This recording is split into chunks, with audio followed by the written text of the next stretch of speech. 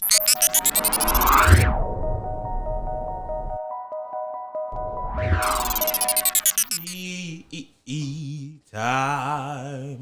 Why don't you say it again now? Time. We rolling. Chick, please don't call my phone. Don't call my phone. Please just leave me alone. Leave me alone.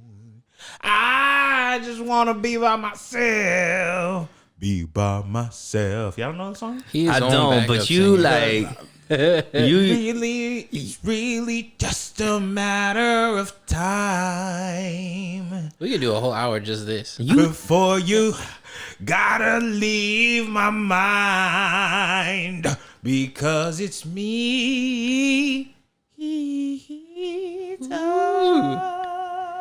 Falsetto. Or the alternate version, because it's me. Time. Oh. You a whole doo-wop right now. Y'all don't know that song? It's from a 2 Chainz album. No. I really thought that was from like the 40s or the 50s or something like that. Which theme song was that? No. It's from a 2 Chainz album. I'm sure he sampled it from something. Probably. Welcome to the Me Time Pod. No, just kidding. Might be. Listen. Welcome to the podcast that has no name. It's Deep. still coming out as Black Stalgia. However, it is officially not Black Stalgia. That's not confusing. Yeah, I know.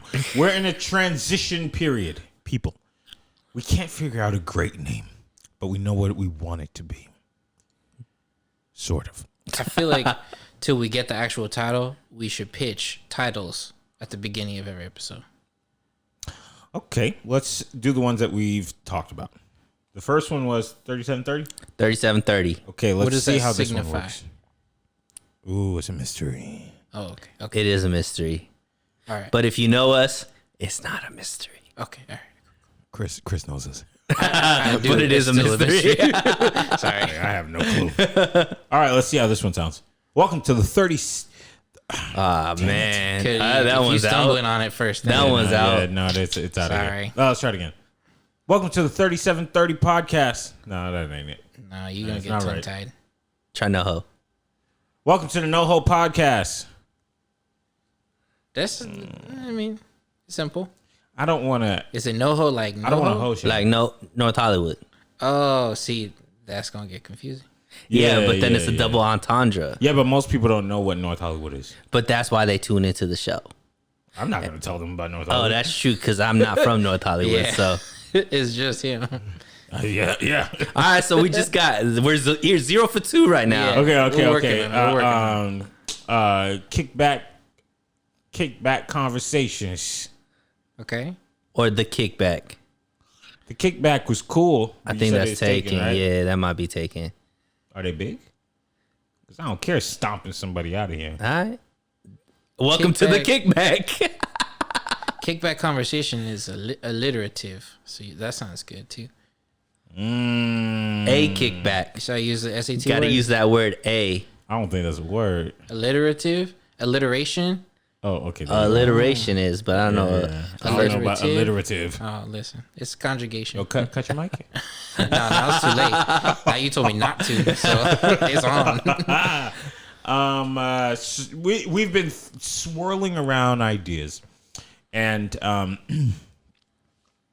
moment we get one, it's gonna blow your mind. It's true.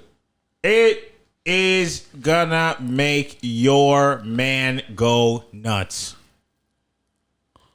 Interesting. Because this is the show for men. It is.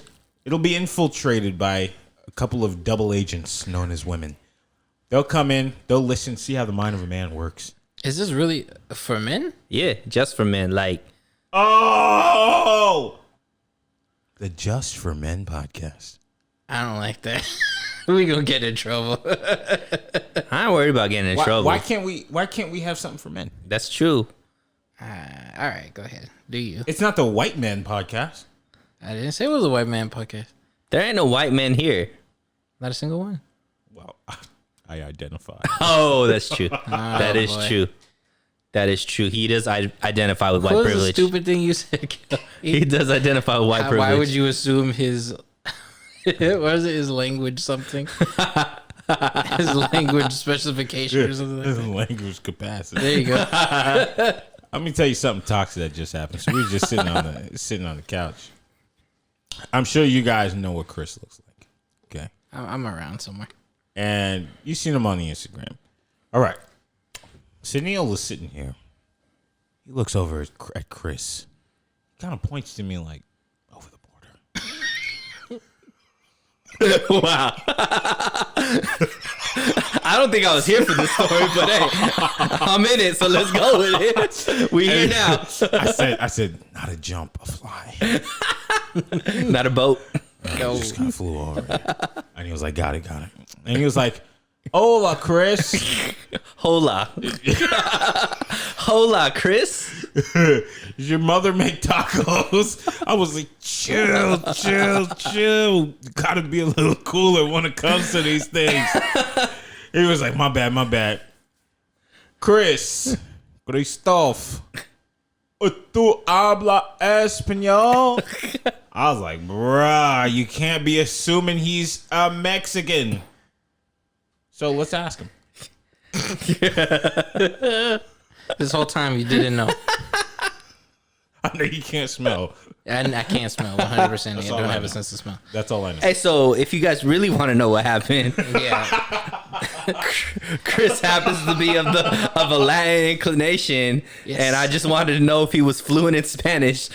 And literally, that was the whole story. That was it. Kelby was stupid about it. Somehow that became him rafting over and me asking about tacos, but That's what I heard. I heard him. Kelby always spin it a dumb way. Kelby be seeing things through racist lenses. That's for sure. Everything is racist. It's You didn't hear about that? 1969, we walked on the moon. Why wasn't a black foot that landed on the white moon, gray moon? I don't know. I just saw a black indentation. Who says it was not a black dude? So you're making up SAT words too. Maybe it's a black dude with white face. We gotta kill. It's true, and it wasn't a black dude. See? They all decided we're gonna Racism. go to studio via the Warner Brothers lot to go land on the moon. And they didn't think to invite Jackie Robinson. Nope. Show your work. Anyways, let's get into this, man. Welcome to the podcast. That's 1,000% the podcast has been taken. taken. Yeah, Guarantee you. Why would you guys say that? because I know for a fact it's Have you been looked it taken. up? You looked it Yeah, up? yeah. Well, let me see. Show your work. Yeah. Podcast is tough. Anyways, keep talking while I'm looking it I just up. wanted to make sure. All right, welcome to the podcast. What's the difference between this and Black Stalgia?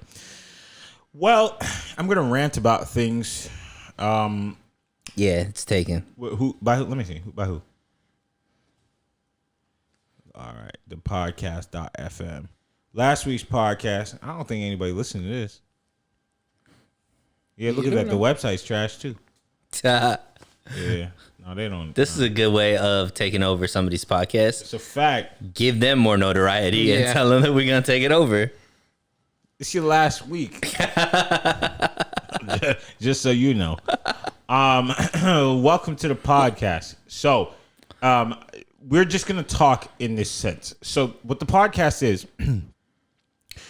is the ability to sit inside of my mind and into Neil's mind and in Chris's mind and whoever's mind that joins us on the show. Okay, Black Stars started leaning in that direction. It didn't start that way, but it started leaning in that direction. And I really want a show that really wasn't about anything. It was just more about us, Right. than anything else. Our So perspectives. we're the Seinfeld of podcasts. Right. Ooh. but we ain't not white men. I'm pretty sure he's Jewish. Oh, and we did talk about is Jewish white. The age-old question.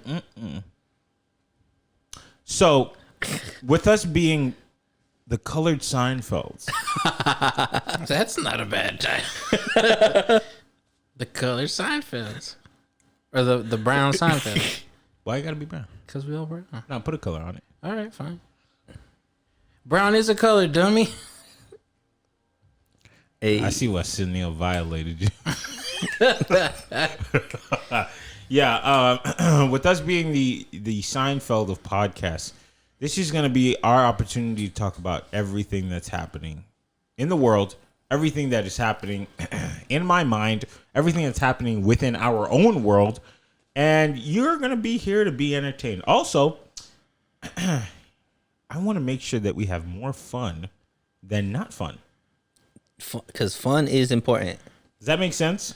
To There's me, there's does. too many serious things floating around. True. And I'm gonna be honest with you. There's a serious podcast people try to put me onto. Oh gosh, I hate it. I hate the serious podcast where all they have to do is talk about how serious things are and Right. the world's gonna like shut up.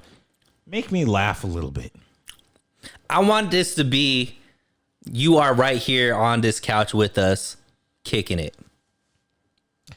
Yeah. Like how we would just be talking. Yeah, that's a fact. That's exactly what I'm looking for. So, with that being said, welcome to the podcast, the colored Seinfelds. Actually, no, we can't say colored because that's bad. The Negro Seinfeld. I'm sorry. You don't like it? This is only 1 out of 3. Oh, well, I mean, put you guys together. That's like two. Wow. All right. Okay. All right. Different shades. Different shades of Seinfeld. Shady Seinfeld. Ooh. Shady Seinfeld sounds good. Yeah. Which one of you guys want to be George? I mean, why are you looking at me? Because I'm Because bald? you bald. I didn't say nothing, but Here's the thing. If you're going to be George, you know who the racist one going to be. you. I'm Julia Louis Dreyfus. What you talking about? Now at the end of the show, I'm really trying to hit you up. Hey, who got it better, Julia Louise Dreyfus or Tina Fey? Tina Fey. What you mean? You know Tina Fey. Tina Fey. why? I don't know. It's Some, because this she's is the curvy. glasses It's because she's curvy. and the glasses too. Wait, what are we talking about? Like, in what sense? I'm not talking about their talent. What are we talking? Just looks?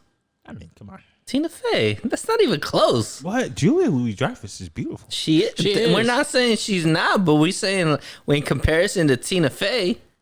I'm going to tell you why I choose Julia.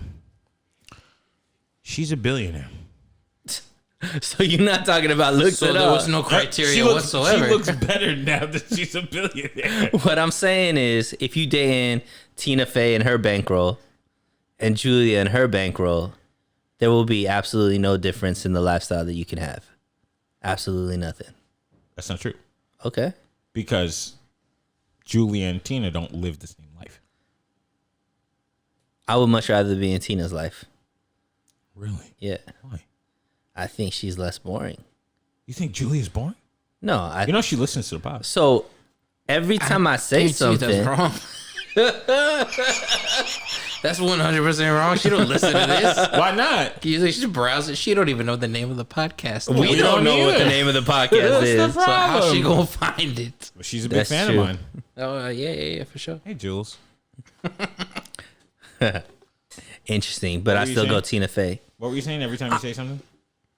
Every time I say something, you can't take it to the opposite extreme and get me in that corner Why not? because I will not have it. I've worked too hard Oh, okay. and been through too much in this life to be cornered, my friend. Are you in the color purple? Harpo? Okay. What's happening in the world? A lot. Let's start with Lil Nas X. Say a little prayer for So you. Lil Nas X 2 years ago comes out with a little cowboy jingle. Yeah. Okay, got us all dancing, got the kids shaking their bums. Super Smash. Okay, and everybody. That was the first rollout. You don't know about the second rollout after that first rollout. What was the second one? So the first rollout was just the music. The second rollout was his sexuality and him as a person. Well, I don't think he's the one who came out. Like, people came out for him. Regardless, that's all part. That doesn't necessarily mean that's not part of the rollout. Okay. So the first rollout was just, wow, there's this, young black man singing country music, and it's a bop. Everybody was singing that song. He got Billy Ray Cyrus on that song, right? So it was just a bop. And the second rollout was, now this is an intriguing person. He doesn't just make good music. Now this is a guy that's coming out as, I am gay. That was the second rollout. Okay. I think I'm using that as context as to where we've come now, where Lil Nas X is now. Yes. So, you're right. Lil Nas X 2 years ago, he goes from being an internet troll and a Nicki Minaj stan. Right. To being the Old Town Road guy. Yes. Puts out a little mixtape, got Cardi B on it. I enjoyed most of those songs. There's like 7 of them. I think I liked 5. I think he makes good music. Okay, relax. I think I bopped to his music. You're talking about the 7-pack. Just in general, the music that he plays or the music that I've heard of his, I haven't been like, this is trash. Okay. So he puts that out. We all go through a pandemic together. Puts out a couple Lucy's. Very, very expensive music videos. And then Kevin Hart says he said he was gay, so what? And we find out he's gay. Okay, cool. Then we piece the things together. Now we can see with his new music video, he's very inspired by Nicki Minaj. He very much so is. But when somebody told me about this video, they left that little bit of information. They said, hey, you should check out Lil Nas X music video. Why? Because it's real gay. So I didn't get anything about it was like Nicki Minaj. I don't see how you didn't put that together at all. Well, that wasn't my first take from it. My first take was... I have multiple takes on it. Well, my initial reaction was, this dude's trying to be part of the Illuminati.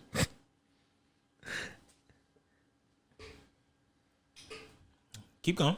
So, clearly, I just thought that the imagery, the content, it just was all geared towards that whole, like, devilish, Baphomet, like... everything that the internet says Illuminati is. Whether or not that's true or not, the Illuminati of the music industry, all those videos that I've gone down the rabbit hole with on YouTube and whatnot, every single one of those imagery seemed to be in this Lil Nas X video. I'm going to disagree. Okay. I don't think he's trying to be a part of the Illuminati. I think he's on his last leg. Oh, you think this is him trying to... This is a Hail pull Mary. himself back this in? is a Hail Mary. Wow. Lil Nas X makes one big old song, and he's scared to not be designer. Okay. His song makes millions of dollars. Let me put it into perspective. Designer's Panda made $10 million. Mm-hmm. Okay? Designer had one other song after that sort of made noise, and that was it. Lil Nas X had a way bigger song than Panda. And if I can imagine, that song made about $20 million, if not $50 million. Right. Okay? Now, a whole year goes by, and he hasn't had a single song connect with people aside from a couple of things that found an audience here and there, but it's not the same big old smash hit. And if you're paying attention to the music videos, they're not cheap. That's true. The label is backing him, saying, hey, this guy's a hit maker, but he ain't making no hits.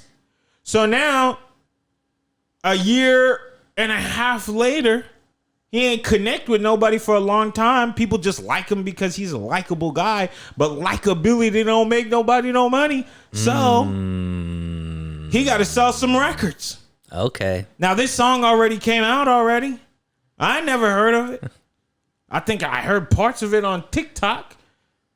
But there's so many TikTok songs nowadays. I ain't running to go listen to the whole song. I'm not spinning it up. It's true. It took me till yesterday to hear the whole, you got it, oh yeah, yeah. It took me till yesterday to hear that outside of the app. So, I think he sat down and he said, hey, I got to figure something out. People got to be spinning my thing up like nobody's business. What just happened last year? A little something freaky happened with Cardi B and Meg Thee Stallion. They put out WAP. something that made people talk. Right. And guess what? WAP is like 5 times platinum. It's like 4 times bigger than Old Town Road? Nope, it's 4 times bigger than Cardi's first record, which was playing forever. Bodak. I think you might be onto something. Huge. So he turns around and he says, hey, look, what made people uncomfortable about me? Oh, yeah, I'm gay. But that's not enough. People are thinking that gay is associated to something else. So what if I actually play into this because I myself am a troll on the internet? He was just trolling with 6ix9ine about, gay things a few weeks ago. I think he said, hey, look, this gets eyeballs. So what if I take it, I put it on Ritalin, Adderall, cocaine, heroin, and I make this thing deeper than being gay? Because we don't assume gay people are demonic. Of course we don't. They're just gay. But his troll brain says, if I can connect the two together, people will talk. Gay people are going to say, please don't connect us to that, which I've seen. Other people are going to say, this kid's joined the Illuminati, which I've seen. Other people are going to say, hey, this kid is not good for our children. He was in schools performing Old Town Road. Yeah. He was in schools. They never going to invite him back to an elementary school. I don't know, man. However, 2 days in, song has like 27 million views on YouTube. It's true, and it's the talk of the town. All press is good press. And this is my question, because I think you're more in tune with the industry than I am. Because this came out side by side with his rollout of the Nike shoes. Yeah. So this is a very well-funded individual. Now, do you think they're funding his ideas, or do you think these ideas are being fed to him and he is the face of pushing that idea?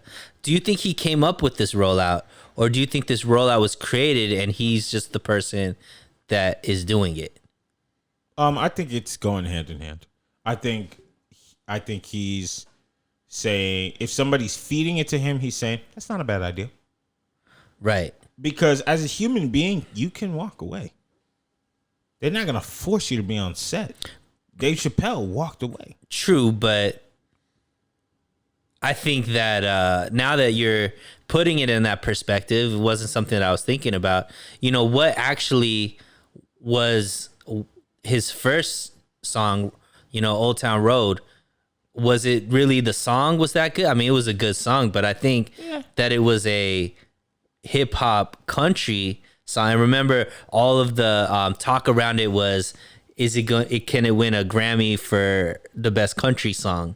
Was it Grammy nominated? I think so, or something, some kind of nomination, or at the CMAs or something. They were trying to get it to be nominated as far as like hip hop going in, and then the whole racial component of a black person singing country music and hip hop and country. That was the first time it had really been meshed together in that type of way. So like you're kind of going along with what you're talking about right now, it wasn't just the song, it was the story behind the song, and also the kind of controversy that song created. It's the moment. Exactly. Mm-hmm. And maybe he's realizing, I can't sell songs, but I'm really good at selling moments. Oh man, people have become billionaires off of moments. And it's all part of what my theory. 2021 is grifting season. The way that you make money in 2021 in the entertainment and Hollywood industry is you got to be part of the grift. I believe that he is just co-signing the ideas. Hey, this is what we're presenting to you. It kind of goes aligned with who you are as a person, ever so slightly, but we're gonna put it on 10. And do you like it? Yeah. Oh, okay, good. Yeah, cool. Yeah, right. But I think that the team told him you need a touchdown, and it's the fourth quarter right now, or else them videos are gonna turn back to street videos real quick. Just get one guy with a camera on the street. See, here's the thing: when you talk about, because I know, so the perspective you brought to it is something that I wasn't even thinking about, because this is a well-funded rollout.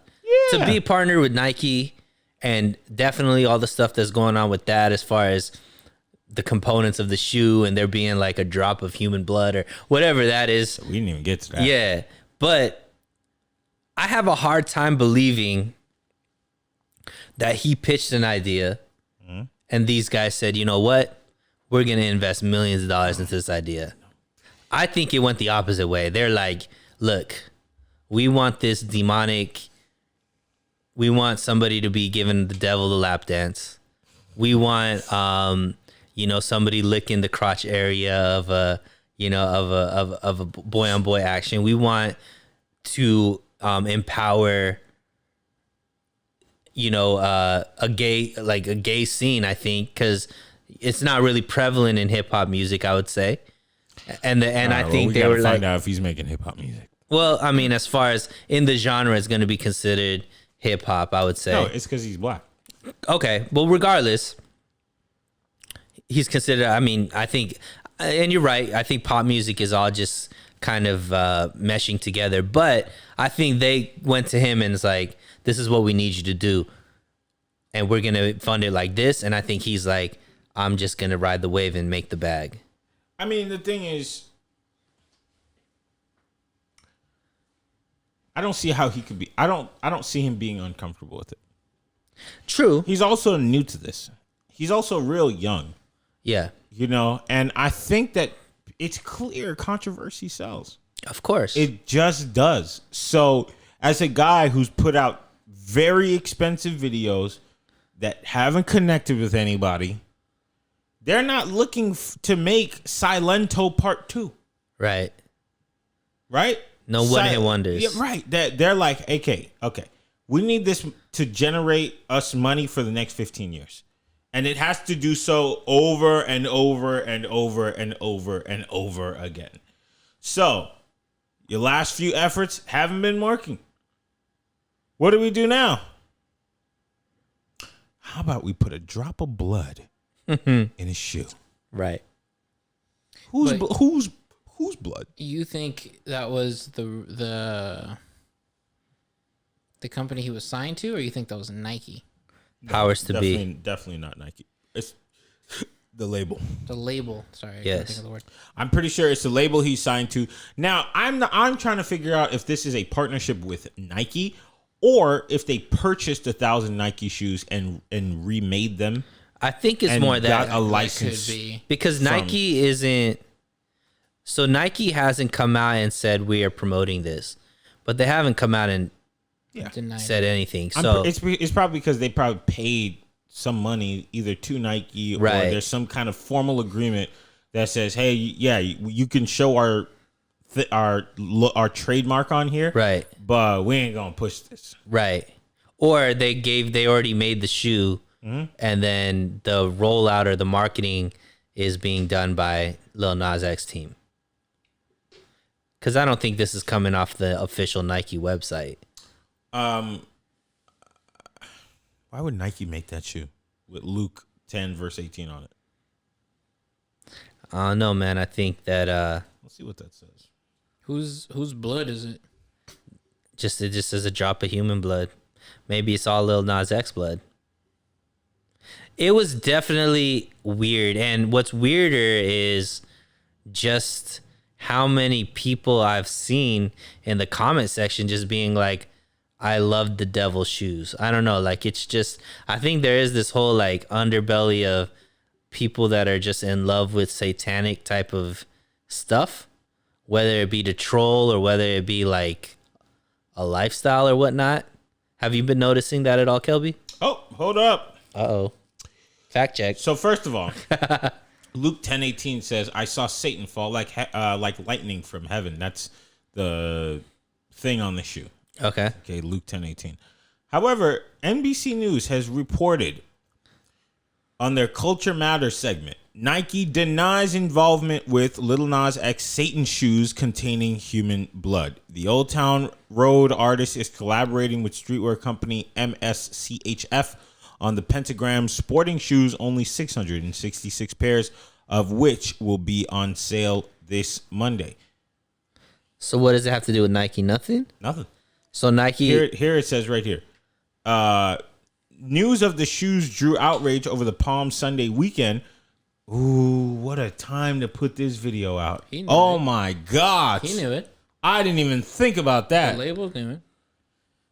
This is how I know it's not his idea. Okay, so some critics slam both Lil Nas X and Nike, but Nike was quick to distance itself from the shoes, pointing out that they're custom adaptations of existing products. We do not have a relationship with Lil Nas X or MSCHF, said Nike in a statement. Nike did not design or release these shoes, and we do not endorse them.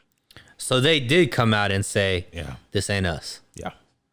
So it's a different shoe company that's mimicking Nike shoes. No, they bought Nike shoes and they redid them to make. But they are Nike shoes. They're Nike shoes.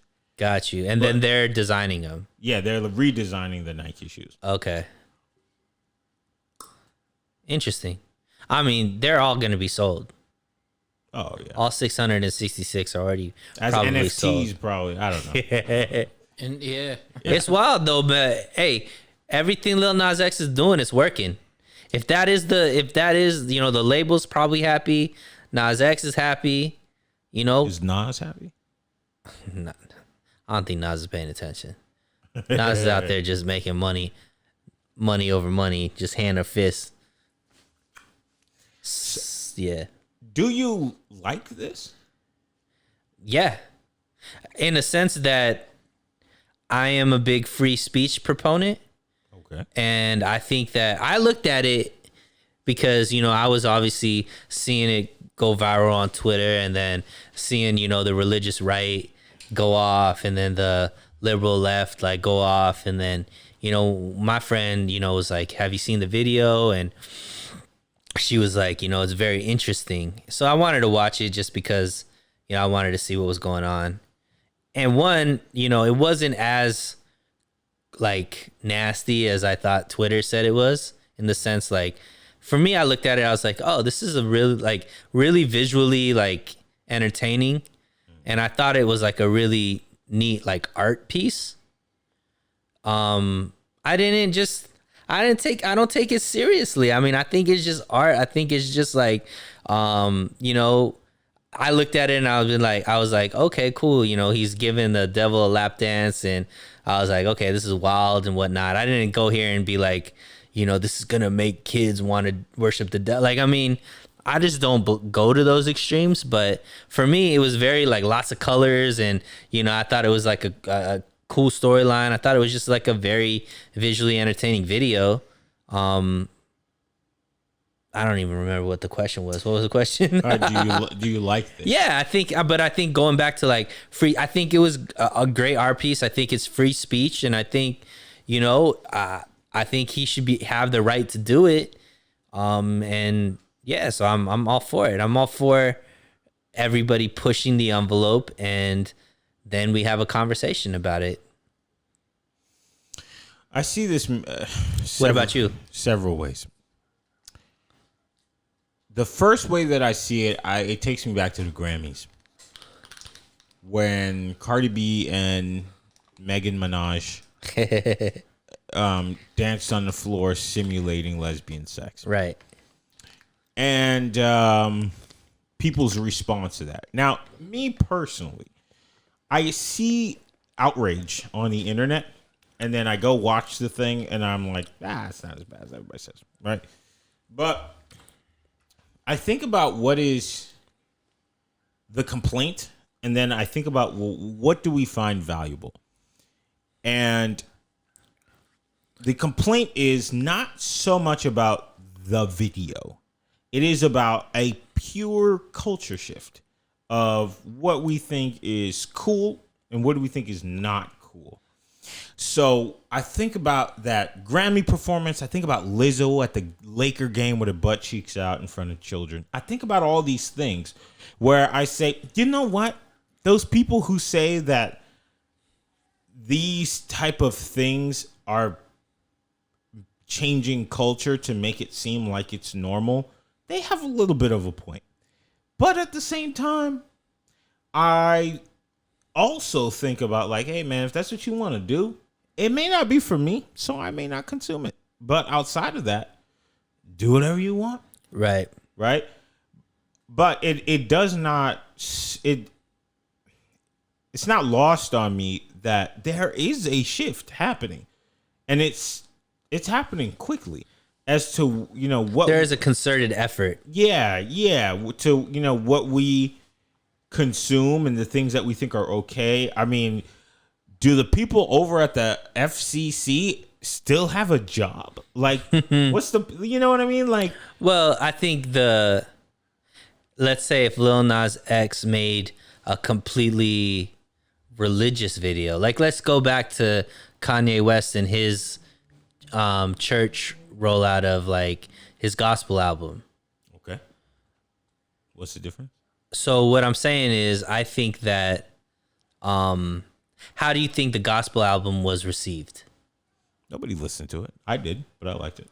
I liked it a lot, actually. I thought it was really creative, but as far as the pomp and circumstance around it, do you think it was pushed heavily by labels? Do you think that the media got a grasp of it and kind of pushed it and elevated it the way that they're elevating Lil Nas X? No. I agree. So I think that there is a concerted effort either driven by... So, and I guess maybe my understanding is I don't think it's necessarily driven by this need for like trying to make society and culture evil or whatever it is. I think it's completely driven by commercialism and finances. And I think that controversy, like you said, sells way more than conservatism. Well, the thing about that is the people who are capitalizing off of this don't care that much about what happens. No repercussions. They don't care about the repercussions. Yeah, it doesn't matter as long as it's, because it won't affect them. No, at all. Because they're let's say that they practice a certain religion. It's not going to stop them from going to church on Sunday. True. It's not going to stop their kids from going to church on Sunday. But the masses see these kind of things, and they could perhaps perceive this as totally fine, and people will fight for that. Now, if you are a part of that, then it is what it is. This is not the first time I've heard about people who worship the devil. Right. It just is what it is, But it was never something that people would just they would put $50 million behind to make sure that you had this thought in your head. True, but I think that it's because now. What controversy always sold.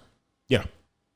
So as things get normalized, you gotta push the limit to make it more controversial, right? Before, putting somebody out in a bikini was controversial. Mm-hmm. Now, that's just a Sunday. You know what I mean? Like, that's not controversial anymore. So how do we keep becoming controversial? Well, that envelope is going to be pushed further and further away. Now, I think that the only way for people who are like society is going downward because of, the media or whatever, Hollywood depicting whatever they're depicting. I think it goes back to how much value do we put into celebrities. Okay, I'm going to say this. The one thing I don't like about that is this is going to be perceived as black culture. Joe Budden said something super ignorant the other day on his show. Okay. Sorry. You know what's happening in Miami? Yes. People are out there. They're having a good old time. It's spring break, but there's a lot of violence. There's a lot of crime. People running out on bills, fights. Yeah, it's wild out there. And he said on the show, black people are going to do what black people are going to do. So if they destroy the city, if they run out on the bill, if they steal, if they fight, if they destroy things, just let them. Because that's what black people do.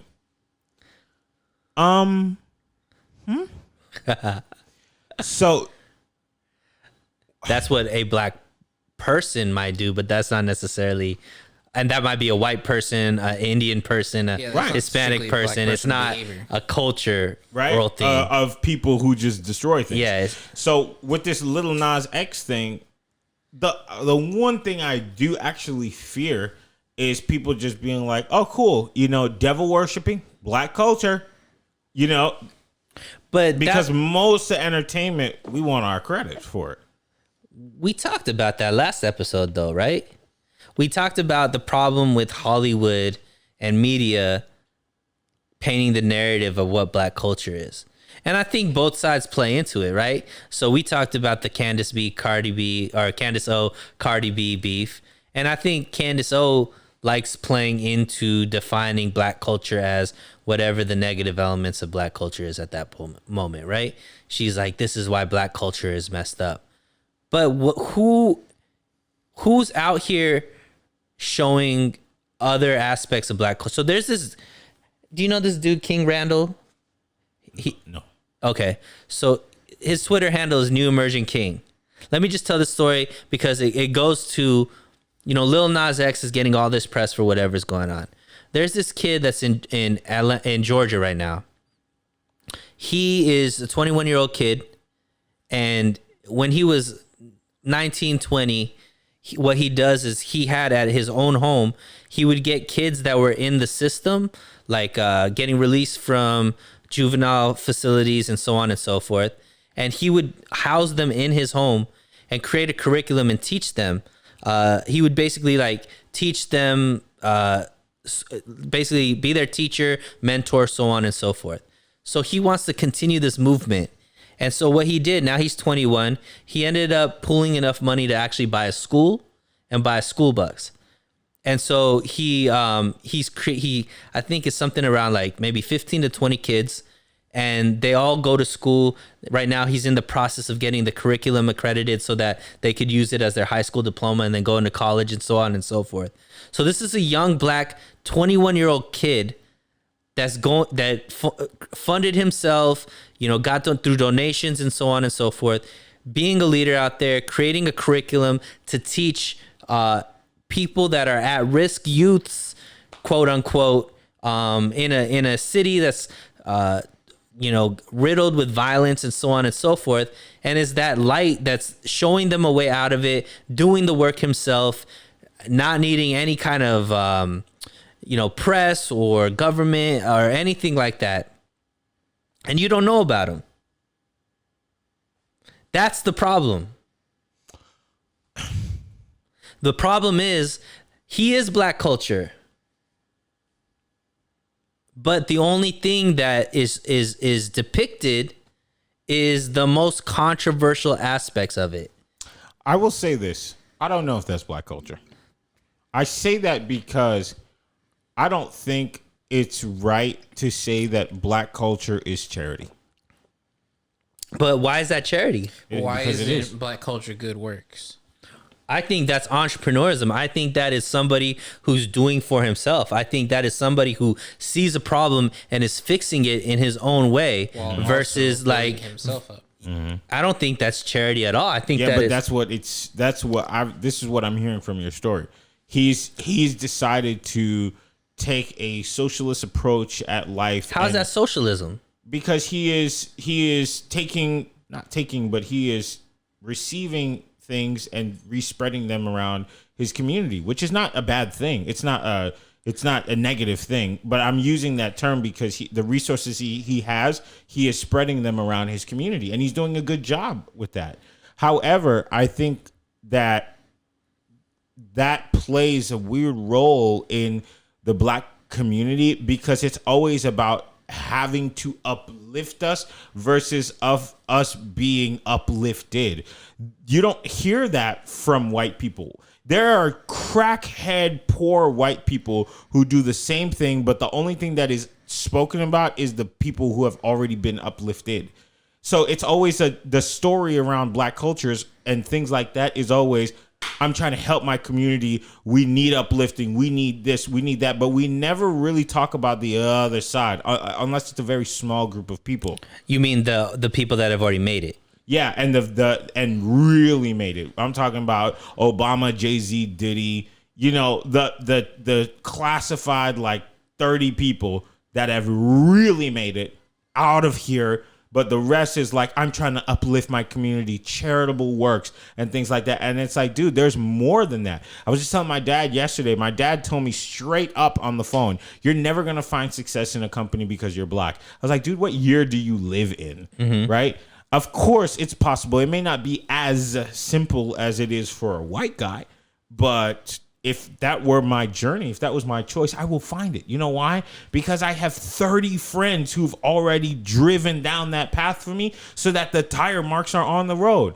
So it's not about charity anymore. You know, it is, but the story has to change about, all right, that charity did blank, blank, and blank on a micro level. See, I disagree in the sense that I don't think, going back to this King Randall, New Emerging King, check him out on Twitter. He's a great follow, but I don't think he's doing charity at all. I think he's empowering himself and showing. I don't think it has to do with him being black. I think it just has to do with him understanding that I'm just going to see a problem, solve a problem. He just happens to be black. What I'm saying is his story isn't out there like a negative story or, you know, what's happening in like how many people were killed in Chicago or whatever it is. What I'm saying is that black culture has a multitude of different aspects to it, but only a certain aspect makes it on the news is what I'm saying, or makes it in music videos or makes it into movies, right? It makes its way around the media. Exactly. But that's the thing. That's exactly what I'm talking about. No matter what, it's always centered around struggle, pain and struggle. And it's like, okay, what happens to these kids that receive this aid from this guy? Like, what is the other side of this story? Even when you're out of the struggle, you're still struggling somehow. Well, who do you blame? Who do you put that? Whose shoulders is that on? Well, I think the thing is there's multiple things that go along with this. What sells? What do people want to hear? What are people actually going through? But the thing is like, look at somebody like Tyga versus, I don't know, Bobby Shmurda, right? Mm-hmm. Tyga grew up well off. Right. Right? But what made him his money? Rap. But his whole persona was, I was in the streets. Right. Right? But once he got found out, people were like, oh. But we had already believed him at that point. He had already made his money. He had already been good enough to make smash after smash. But he had to lower his status in order to resonate with the people. Sure. And that's the thing where it's like, okay, we can blame media all day long, but we kind of do it to ourselves. We want to see the struggle stories. We want to see he's helping his community. That right? But like earlier today, Chris and I were at a lawyer's house. Black guy, smart guy, funny guy, you know? But like that, the other side of it is so rarely seen that I think to me, it's like, this still is a struggle story. It's still this like, we're banding together, you know? So that's the thing that I'm just like, it's great. I appreciate that. But we should thread that needle all the way through. And instead of like hearing like, oh, they became basketball players. Like what happens to their life after they've participated in this thing? Because this is still the struggle point. You know, the struggle point is still here. But on the other side, they have to become an active and powerful part of their community, and that needs to be told. It ain't just Issa Rae, Dr. Dre, and Jay-Z out here doing things. Right. You know, everybody's playing their part. But there's a huge part of this book where the chapters are not told. But once again, I ask again, who holds the brunt of that issue? I mean, it's many people. So here's the thing, because me being not black, Damn, I didn't tell. one of the issues is I think there's a conversation that's going on within the black community. Okay. What is it? That is still, and I'm on the outside looking in, but I think there's, what you're saying is one aspect. That we have a lot of success stories. We have a lot of things to be proud of. We are our own solution, and our solutions are out here, and we need to start talking about that. And then there's another side that's talking about, well, look, we have been oppressed as a society, which is true. There have been actual government policies that have led to why African Americans and black people in society are in a certain way as well. Whether it be, the drug war on drugs, whether it be redlining, so on and so forth.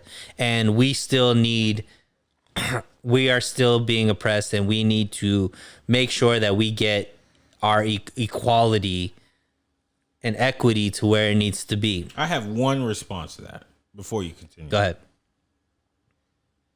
You don't have headphones on. I was gonna play a little Yolanda Adams. Well, let me get to my. Still I rise. Yes, but let me get back to this. So, I think the problem is right now, the black. I think now more than ever, black people have a voice. Now, I'm not saying they have power yet, but I think they have a voice. And I think there's an issue because there isn't one voice. This conversation still hasn't been had within the black community as far as what do we want?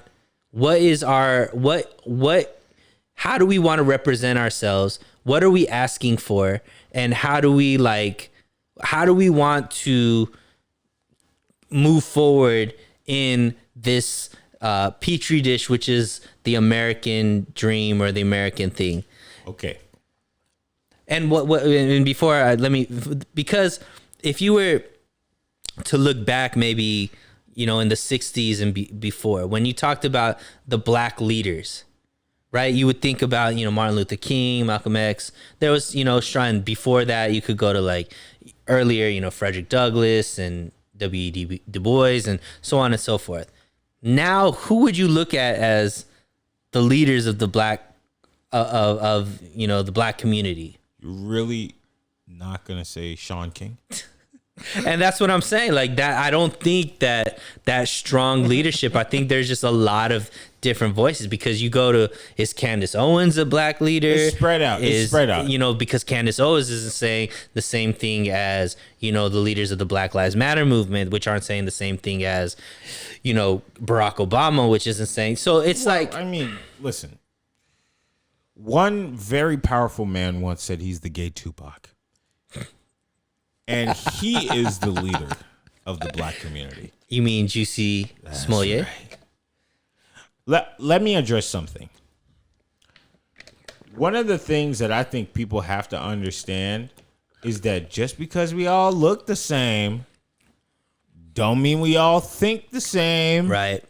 And that is a beautiful thing. Because no matter what, each segment of black people that think a specific way all think a different way. There's the people who are on the Shea Butter Twitter, woke Twitter side. There are people who are more kind of in the middle like me. I feel like I'm getting more and more ruthless in my way of thinking daily. Mm-hmm. Which doesn't always align with my people. Okay, and then there's the Candace Owens and those folk on the other side, which I don't hate her. So And there's a lot in between. and there's a lot conservative, in there's between. Hotep, there's all these different. So you see, so it's not fair because I think that with time, with evolution, you find these different people who have found different solutions to their specific problems. In the 60s, most black people had the same problem, Right. especially if you lived in a very specific area of the country. If you lived in the South, He was dealing with had Jim Crow segregation. You had the same problem. Right. So, of course, everybody's like on the same page. Right. Now, everybody has different problems.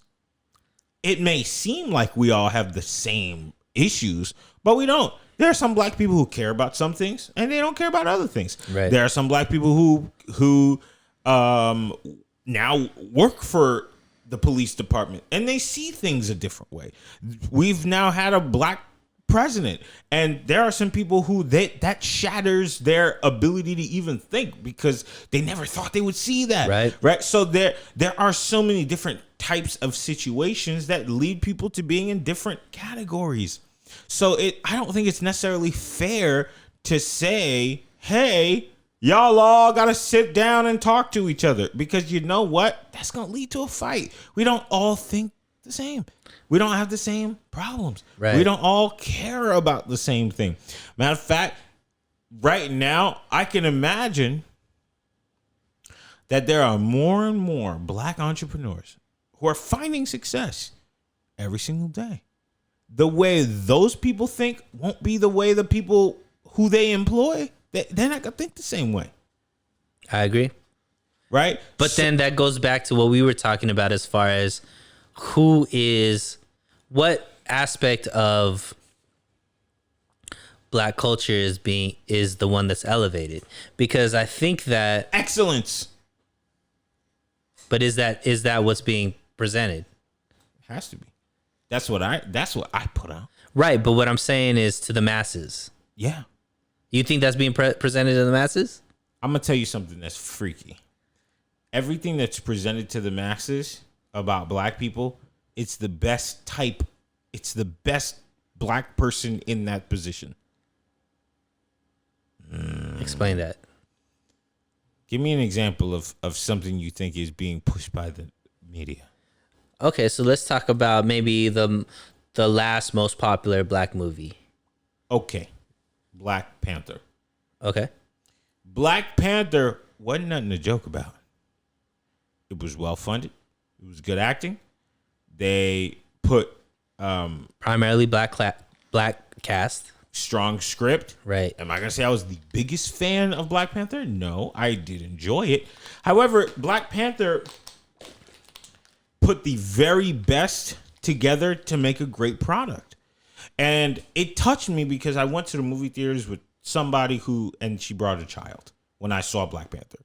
And on the drive back home, her daughter said she really liked Shuri. I believe that's her name from the movie. Correct. She was like, I really like Shuri because she's so beautiful and she was so smart in the movie.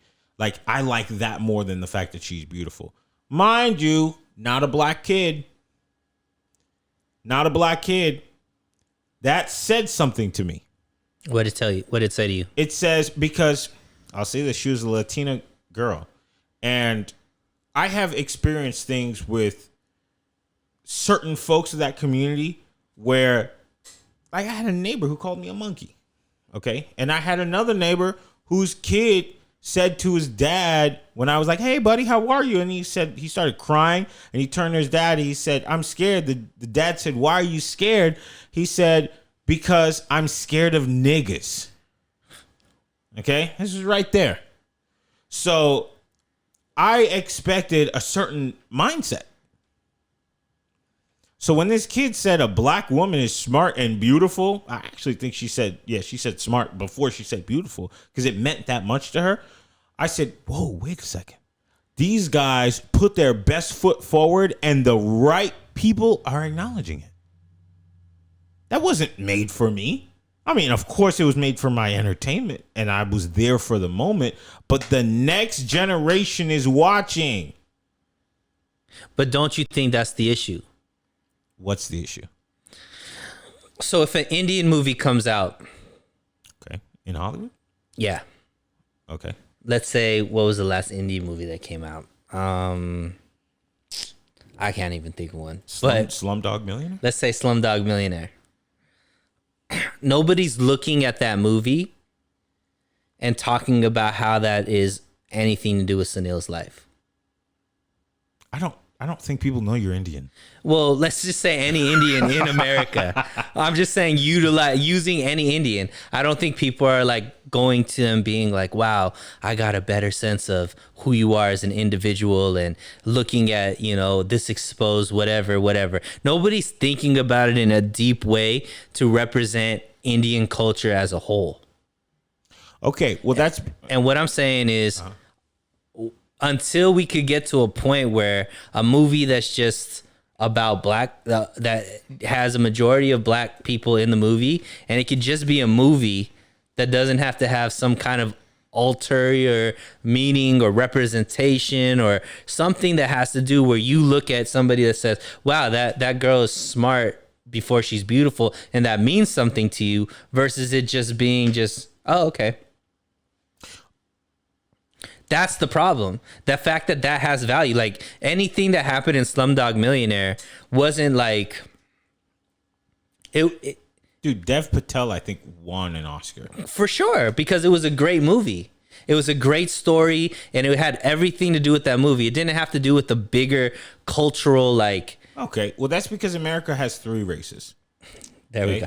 Now we're getting into it. Black, white, Mexican. Yes. Okay? Everybody else, fall in line. That's pretty much it. Okay? So when that movie comes out, I think people look at it, and just like most people don't know where Alaska is, right? It's just like, this is a foreign movie. Cool. But there are movies with ethnic people where it doesn't have anything to do with their race necessarily, but they do bring that aspect into the... It could just be a movie. So like Lovesick with Kumail Nanjiani and that where the person was dying of cancer, of how they met and stuff like that. That wasn't necessarily a movie about Pakistani people, even though it did have a lot of Pakistani culture in it. What are you saying? Because Sunil was talking about how it can be just a movie about anything. It doesn't have to be a movie about... Oh, okay. I'm going to tell you something. If black people make it and it's great, it ain't going to just be a movie about anything. And that's the problem. Why is that the problem? Until it gets to a point... Our society hasn't gotten to the point it needs to get to when it could just be a great black movie that's just a great movie. It doesn't have to be a great black movie. It could just be a great movie. Right that now... sucks for you guys because we're so good at everything. And so when we make something that's good, it's going to be out of this world. I agree. But that's what I'm saying. So when we go back to representation and all this kind of stuff that we're talking about, that's where it still is. It's still, when you're going back to black culture and all this kind of stuff, until it's just American culture or it's just culture, it's not black culture where it needs to be elevated to the certain point or depicted in the certain way or like given some kind of special attention. It's always going to be an outsider perspective or an other, right? Until it's just like, it's just normal. Like, that was just a great movie. That wasn't a great black movie. It's never going to be that way. You know why? Why? Because black culture and typical white people American culture are 2 different things. And so when the average person, the average white American person watches a black movie, they will always and forever be reminded that it's a black movie.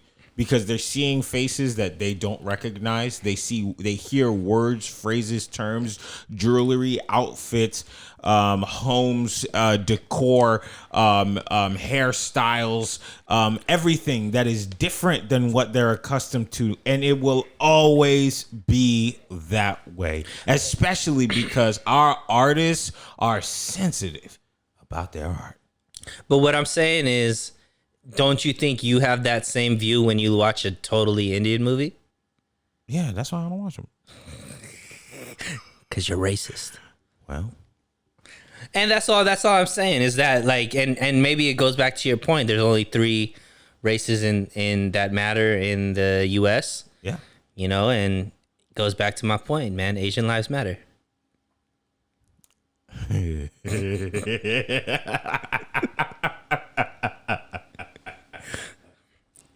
What's the worst date you ever been on? I have a story for you. Okay, go. So this was a second date. All right, so it was a Tinder match. First date went great. It was cool. So we had a second date. So picked this girl up, and at the time, I had Google Play when Google Play was around. Yeah. Okay, so like that's how the music was in my car through Bluetooth or whatnot. Mm-hmm. So as a gentleman, I was like, "Here's my phone. You know, play whatever you want on Google Play." Wait, now before you go, Go ahead. you turn off all the notifications in your phone? Nah. You're so stupid. I got nothing to hide. I am just a good man. Okay. So anyways, moving forward. So the first thing she says is Google Play sucks. That's a fact, though. Okay. It's a fact. So I'm like, all right, well, this is what I have. Go ahead and play whatever you want. She's like, well, this sucks. I don't even want to play anything. What? So to me, that's one strike. You were negative. And I tried to be like, all right, let's brush that off and let's just keep moving forward. Like literally, this is outside of her place. Like she's just in my car, handed her the phone. Like, so we're driving, like we're literally not even out the block yet. So 2 negatives before we even could make a right turn. And so I'm like, all right, that's 2 negatives. Wait, what was the second one? So the first one was Google Play sucks. Okay. Second one was like, well, this is all I have. Go ahead, just play whatever you want. Well, whatever I play this is gonna suck. You didn't even have Pandora? This is like 2 years ago, man. Ain't nobody got Pandora. So anyways, Tell her to get on like, YouTube. so something else happens, and it was like a third negative. I forget exactly what it was, but it was enough to be like, yo, vibe is done. So I'm like, look, clearly something's going on with you. I don't know if you had a bad day or whatnot, but I don't think it's smart for us to continue. You said this? Yeah. I'm going to turn around and I'm going to drop you off. And she was like, fine. Right? And maybe in looking back, maybe she was trying to test me in the sense like, fine, like I'm going to be like, nah, I turned around and I opened the door and like she left. Okay. So I'm like, look, I really wanted to kick it with you. I thought our first day was good. We're going to have a good second day, whatnot. Clearly you want some other time right now. I don't want to deal with that. Like, I don't want to ruin my Friday night, Saturday night, whatever it was. So I was like, dropped her off and left. Kelby, tell me why this girl blew up my phone 50 times that night. 50 times? 50. Wait, no. This is going to matter, Chris. I'm ready. 50 times in what way? Phone calls or texts? Phone calls. You didn't answer? No. I answered once. What'd she say? So I answered once the first time she called, and she was like, I can't believe you dropped me, like on some aggressive stuff, right? And I was like, look, you know, the vibe wasn't good. Like clearly you were upset. Like I just didn't, I'm not feeling it now. I'm not saying we're not going to meet up again, but just tonight it wasn't working out. So have a great night, and I'll hit you up I'll hit you up in next week or something like that. Literally that was it.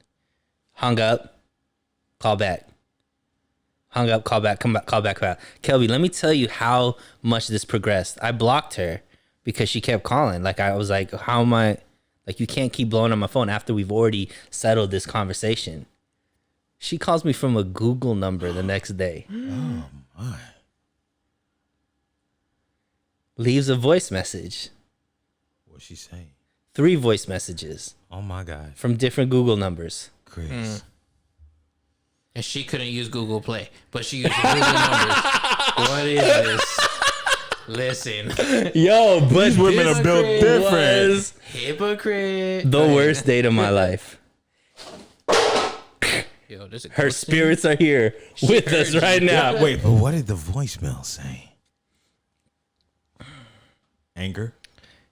It was more just like nagging, like we've been in a relationship for like 10 years. Like, I can't believe you're not picking up my phone call, and all I just want to do is talk and all this kind of stuff. Like, stuff like that. I'm just like, dude, like, at a certain point, have some respect for yourself. What? Chanel's leaving something out here. What?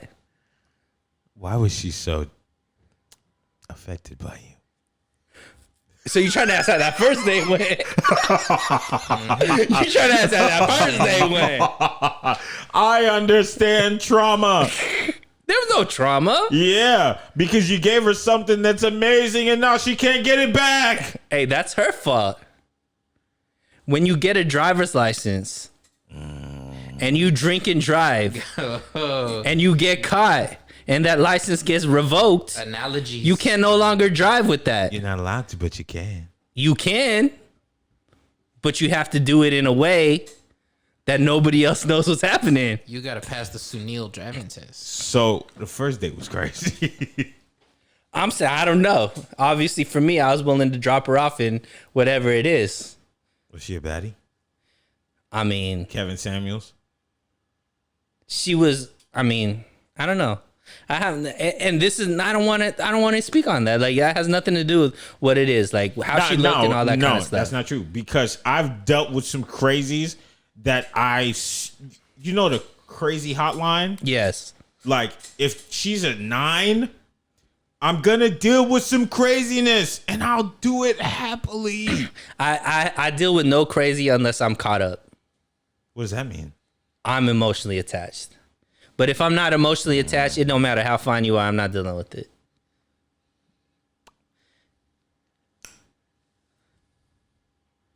You don't have any fun things.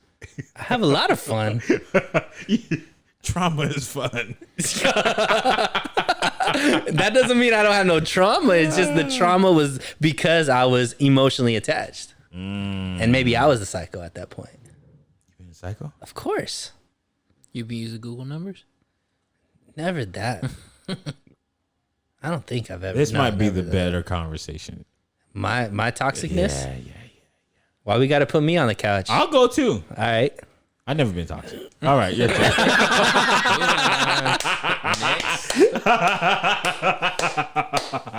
I'm too cool. I'm too cool. I've been stood up too many times. Look, I don't even want this out on the internet, so we just gonna change the subject. Well, I'll tell But you yes, one. I've been toxic. I've had a billion bad dates. So it's funny because you know this person. So So let's use names then. so Kayla.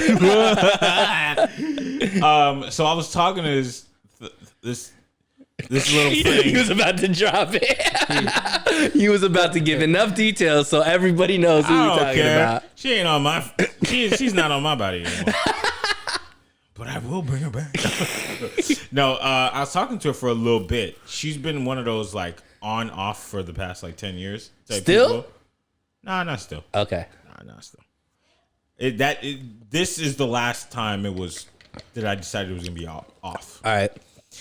And we were talking for like 2 weeks straight. With the K. Yes. Great. Wow. I'm talking morning, noon, That's a long and time. night. That's a long time. Morning, That's noon, deep. and night. We went out one time to Chris's place, Bar Louie. Went to Bar Louie. Yeah, that's the spot right there. Held hands. Oh, wow. In public. public. this relationship stuff. Right? Went in there, had the greatest night of my life. It was wonderful. We were staring into each other's eyes, telling each other stories of the future. Okay, none of this sounds bad so far. Okay? It was wonderful. However, we spoke for 2 weeks. Said, hey, Saturday night, 2 weeks from now, I'm free. I really want to take you out. I want to take you out for a fun night. You know, that Bar Louie night was the bomb. I just want to experience that again, but maybe we could do something a little childish, you know? Go out and play some games. And she said, yes, that sounds amazing. Sounds like so much fun. I'm 100% down. Okay. And I said, oh, great. I Awesome. remember this story. Go ahead. Okay. And then maybe 4 days before that Saturday night, she just fell off the face of the planet. Oh, so you But- couldn't contact her. Couldn't contact her. But right before that, when I said, we still good for Saturday night? She said, I'm just going to check my schedule at work and I'm going to let you know. She never let you know. Never let me know. Wow. So then I said, like 4 days before, are we good? No response. 3 days before, are we good, fam? No response. I was like, I shouldn't write 3 days in a row because on the text message thread, it's going to look like I'm thirsty. Yeah, it's just gonna be you. Right? But then I said, I've been talking to this chick for like 6 years. Wow, off and on. Yeah. Maybe it's time. It was off and you didn't know. I had no clue. You thought it was on. It was off I already. had no clue. That switch. Sometimes it switches. So then, third night, I'm sitting around the house like, man, I'm trying to find out. Like, there's only like 48 hours before this. you got 2 days to Right? figure it out. So I said, let me not say anything. The following morning, I wake up. Yeah, I'm gonna check. Yo, I got you. Got to check my respect. Okay, with me, you gotta let me know. I like to go extravagant. Okay. Okay, give me the proper. Yep, check my schedule. We're good to go. Okay. Or Or sorry, check my schedule. We can't do it. Then you would have respected cool. either way. Yeah, it doesn't matter. Okay. I'm like, just communicate with me. So I wake up.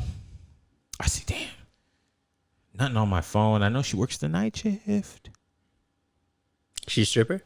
Nope, she's a nurse. Oh, okay. I need a nurse in my life to take care of me. Somebody got to make real money around here. It's true. Okay, and then midday, I was like, you, tomorrow, we doing this or not? So you was really into this chick. Head over heels. Okay. Like we went out a few times. You really believed that this was something you wanted to pursue and see how it could become. Yeah, she's great. Okay. She's great. I hit her up and she was like, my bad. Oh, so she responds. Yeah, she Okay. responds. She goes, my bad. My schedule, like they're coming out with it late at the hospital. I'm not 100% sure still, but that's the only reason why I haven't responded to you. And I said, This could have been 4 days ago, the conversation that we had. I don't really believe you, but okay. Did you push it though, or you just took it? I said, okay. I actually wrote out like, I don't believe you, but then I deleted it. And I said, yeah, okay, just let me know.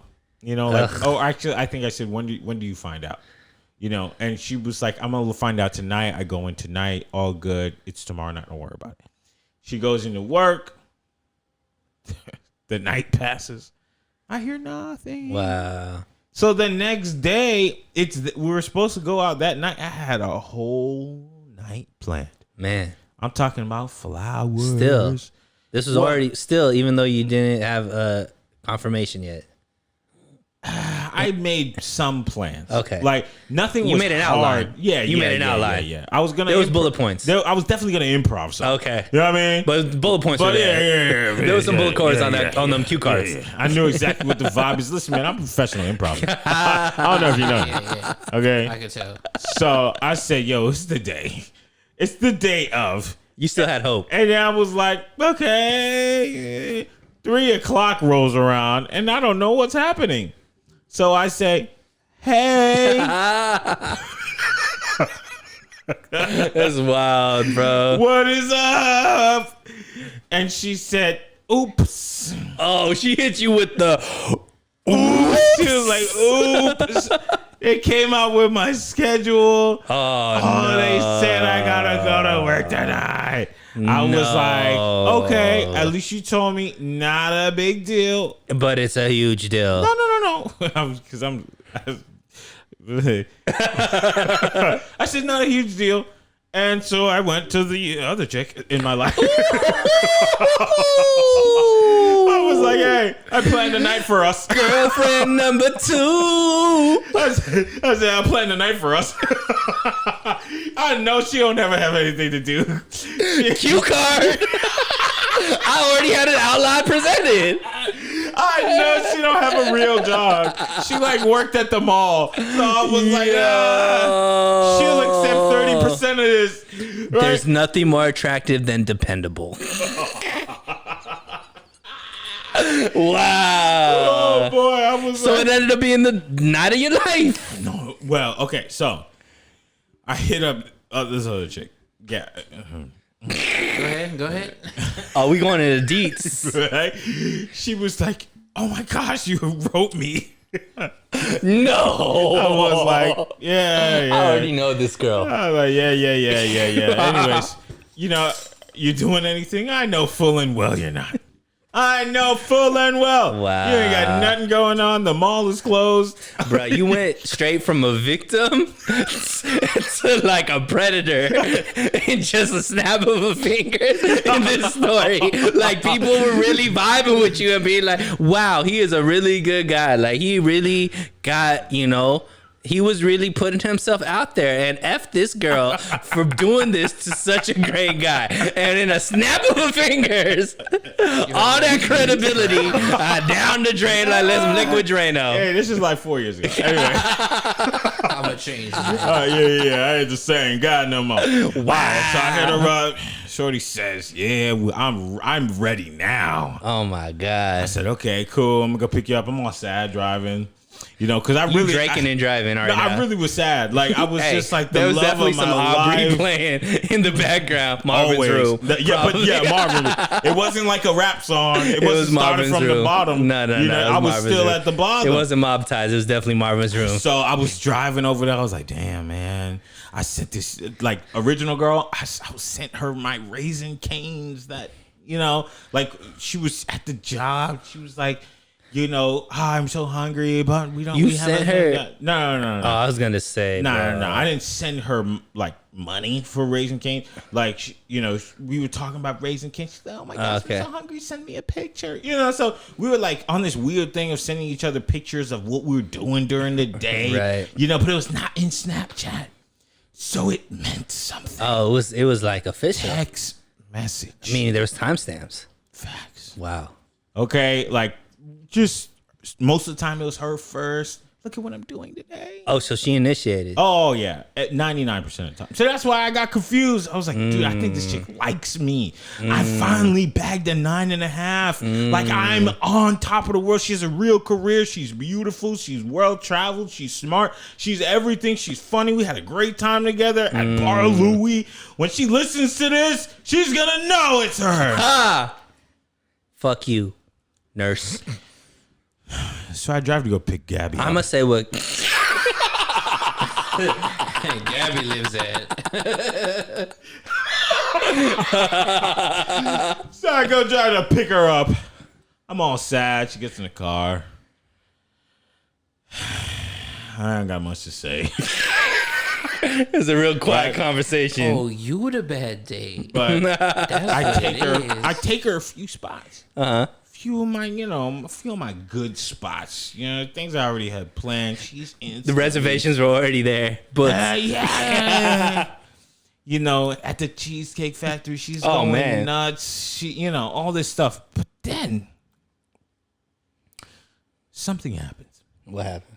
I get up at the cheesecake and I say, I gotta go to the restroom. I go to the restroom, and while I'm waiting there, like waiting for the urinal pull out my phone No. and I get on Snapchat. Oh God. I open up Snapchat and original girl posts a snap. She's definitely at the hospital, right? So I open it. Oh God. I see selfies and shots with her and her sister, but it's somewhere that looks familiar. Oh no. So I said, I don't think I have to pee anymore. My pee went back up. I went back upstream. It's coming out my throat. Ew. Like All right. Whatever. that's not physically possible, guys. Anybody that's taking this as fact, that's not possible. I turn back around and I go to the bar. She's there with her sister. Bar Louie. Taking shots. No, at Cheesecake. No. Awkward. So I comment on the post. I was like, I thought you had to work. And she was like, she wrote, not knowing I'm behind there, tears in my eyes, wrinkles in my forehead. Wow. My shirt went from being straight to wrinkled. No. I just look like trash. Oh no. And I was like, she was like, oh, I do later. It's just my sister's half birthday. And we just decided to go out and get some drinks. But as soon as I'm done with the drinks, I'm going in for a late shift. I'll be in at midnight. I was heated. Wow. You photobombed their selfies. The with lies. tears. Nope. Went back to Gabby. Uh-huh. Sat at the I hate the table. way you say her name, bro. He's like, I'm back to Gabby. Whatever. I went back to Gabby sitting at the table. I didn't have 3 words to say to her. No, Gabby got the worst of it. Yeah. Dang. She sat there at the table eating her little chicken thing. And I just Probably got the chicken carbonara.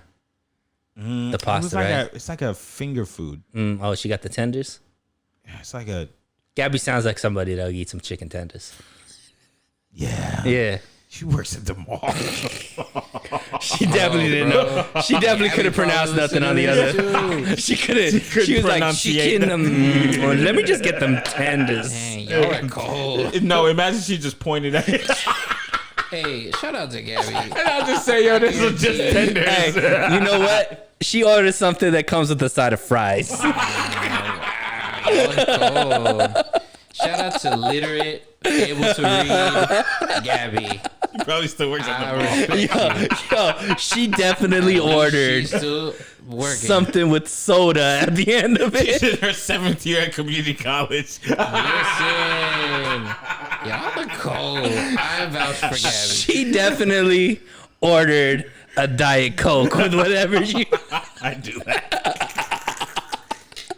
Hey, she definitely asked, is this pronounced Cavalier? But it's sick because she had a great time. Oh, no. Gabby was texting me up a storm for the next This was month. the greatest date she has ever been on. Nobody ever spent $88 on her at the Oh my Cheesecake God. Factory. She has never had something that wasn't happy hour menu. Oh my gosh. I felt like such a bum. I was like, this was made for this other chick 58 feet away. Yo, she got the worst of the conversation. There was no word spoken. She didn't need that. And now you know you're what? saying she can't read. Like, what's wrong with you? Hey, and you know what? Kelby, Yeah. you're toxic. Okay. You are the bad date. I've grown. Oh, man. Yeah, I never seen Gabby again. So, Gabby, if you seeing this, just know it wasn't you. Yeah, it wasn't you at all. Yeah, no, It but was it just really made me bum. sad. I went home like, damn, I'm $200 poorer.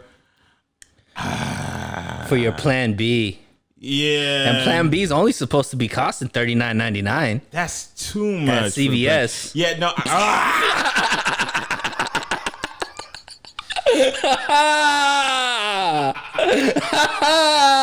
Actually, $49. It depends on what you want. If you 72 hours out, it's actually $79.99. I don't know what you're talking about. I'm a virgin. And I've never used Plan B in my life. Oh, that's what you was talking about? Yeah. Plan B. Oh, okay. It's hot in here, huh? Yeah. No, I never seen Gabby again. Oh, man, she does Gabby. pop up as like a friend you may know. I'm Wow. like, I don't know her. You don't even follow Her friend request is definitely still in your inbox right now. Kelby. I shouldn't be saying her name. Oh my God. But yeah, Hey, Gabby, you could add me. I will add you back. She's so beautiful though. That's the sick thing. Like she's a really beautiful girl. But No. You can't But you know what? After. Can I be real with you? what's up? The same reason why you didn't respond back to Gabby is the same reason why Nurse didn't respond back to you. Her sister? Vicious cycle. No, she's not psycho. She got No, a man. vicious cycle. No. There's somebody else higher on the pecking order than me. The reason was you gave up your self-respect I did.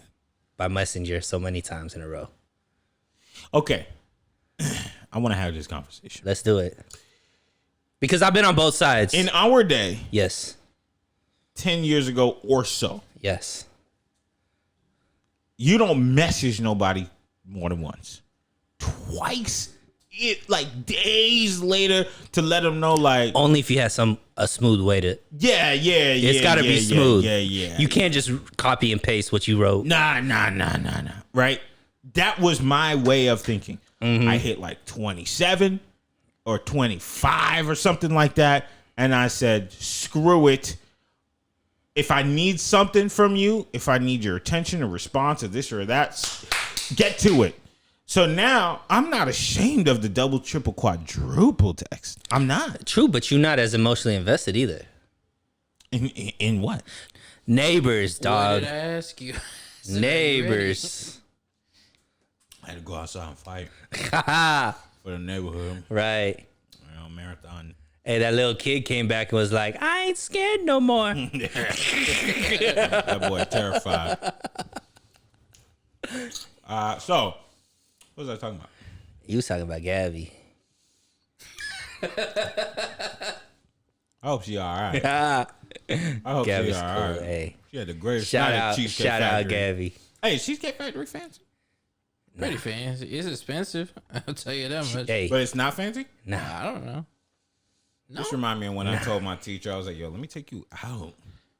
She was like, Do you know can't afford Cheesecake me. Factory has another level to it called Grand Lux? I think I've heard of that. You That's- been there? Bruh. That was your spot. My dude, when I say Cheesecake Factory isn't fancy, I'm speaking from experience. Dang. What's the story? I'm just saying. What's You the- gotta go. what's the You gotta go. Brazilian If you want real, authentic Italian food, it gotta have a name with the iano at the end of it. Maggiano's. one? That's true. Maggiano's pretty fancy. Why have I seen that before? But I just don't know what it is. It's a very upscale Italian restaurant. It's really Well, nice. I'm broke, so I wouldn't know. Well, step Been to there a my few level, times. my dude. See, you work at the bank. You know I don't have any money. Yeah. It's true, but you don't. Hey, first of all, I would never let anybody know that I work with. Your information is safe, so I am not here to confirm nor deny anything Kelby just said. Oops.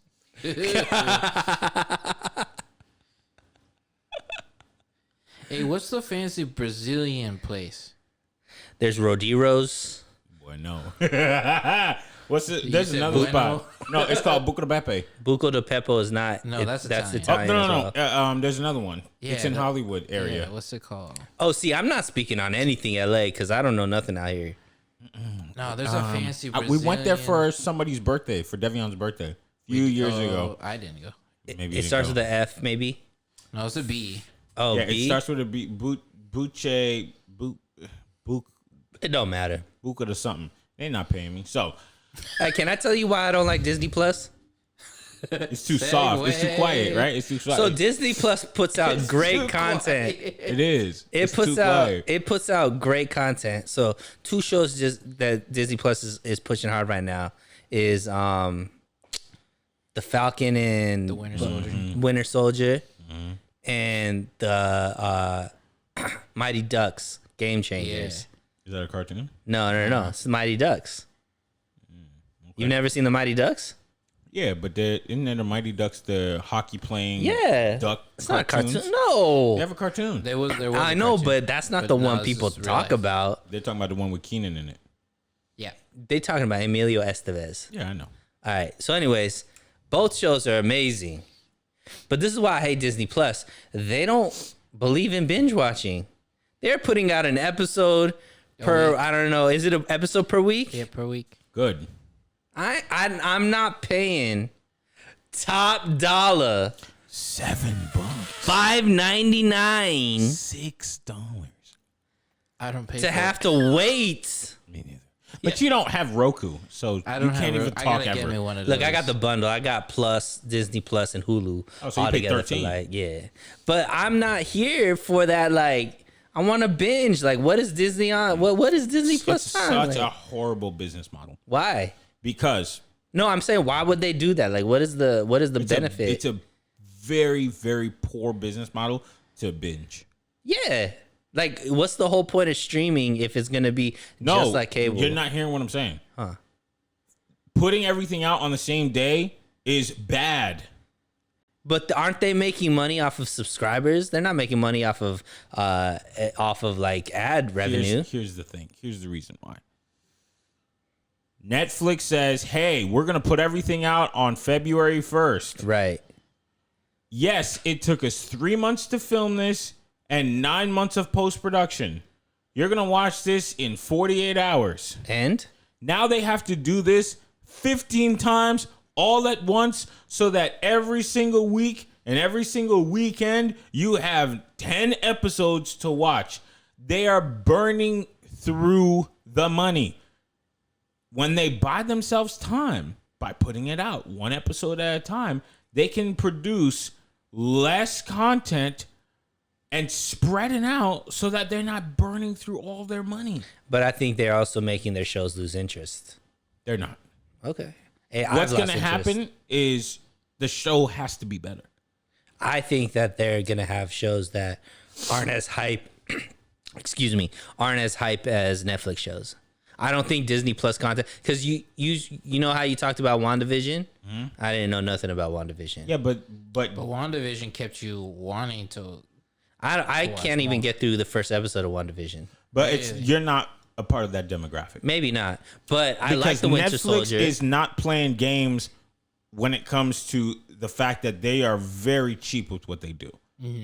It's so clear that they're rushed, that they don't give any time to production, post-production, color, any of that stuff. Netflix is in pain right now because they are just rushing crap out, which is why, if you pay attention, people are saying the independent project that I had just got a Netflix deal, but it's not me. It's not Chris. It's not Bam. It's The Rock. It's Jamie Foxx.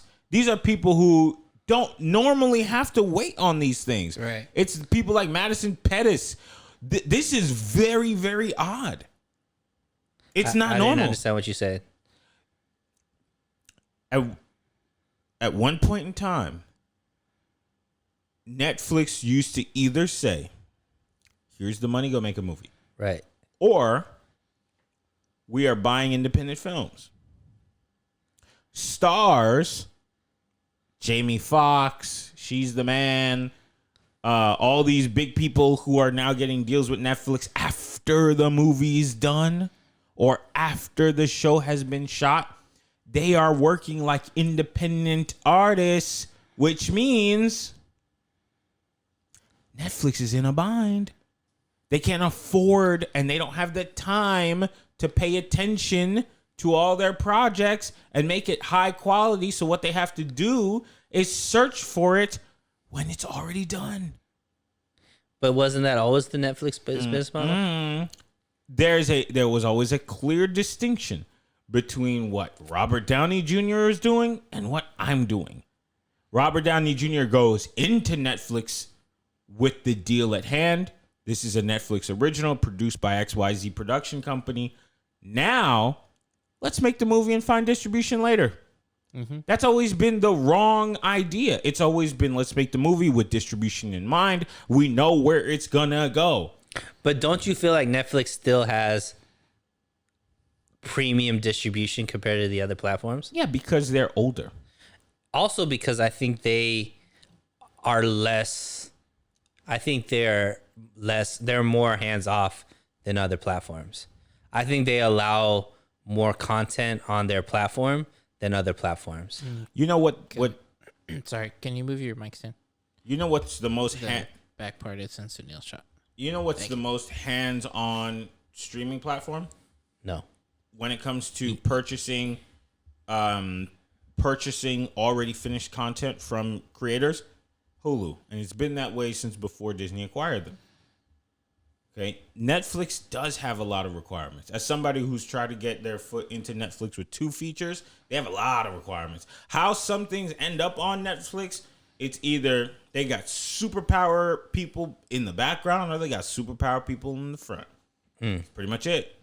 But if you're an independent artist, getting your project on Netflix has always been a hassle, especially when they have a brand that they want to maintain, but they're not doing a great job at that. As far as the content goes, they spill all their money in the first episode. Maybe in the second episode, the rest of the season starts looking cheap. Theater jewelry for close-up shots. What are you guys doing?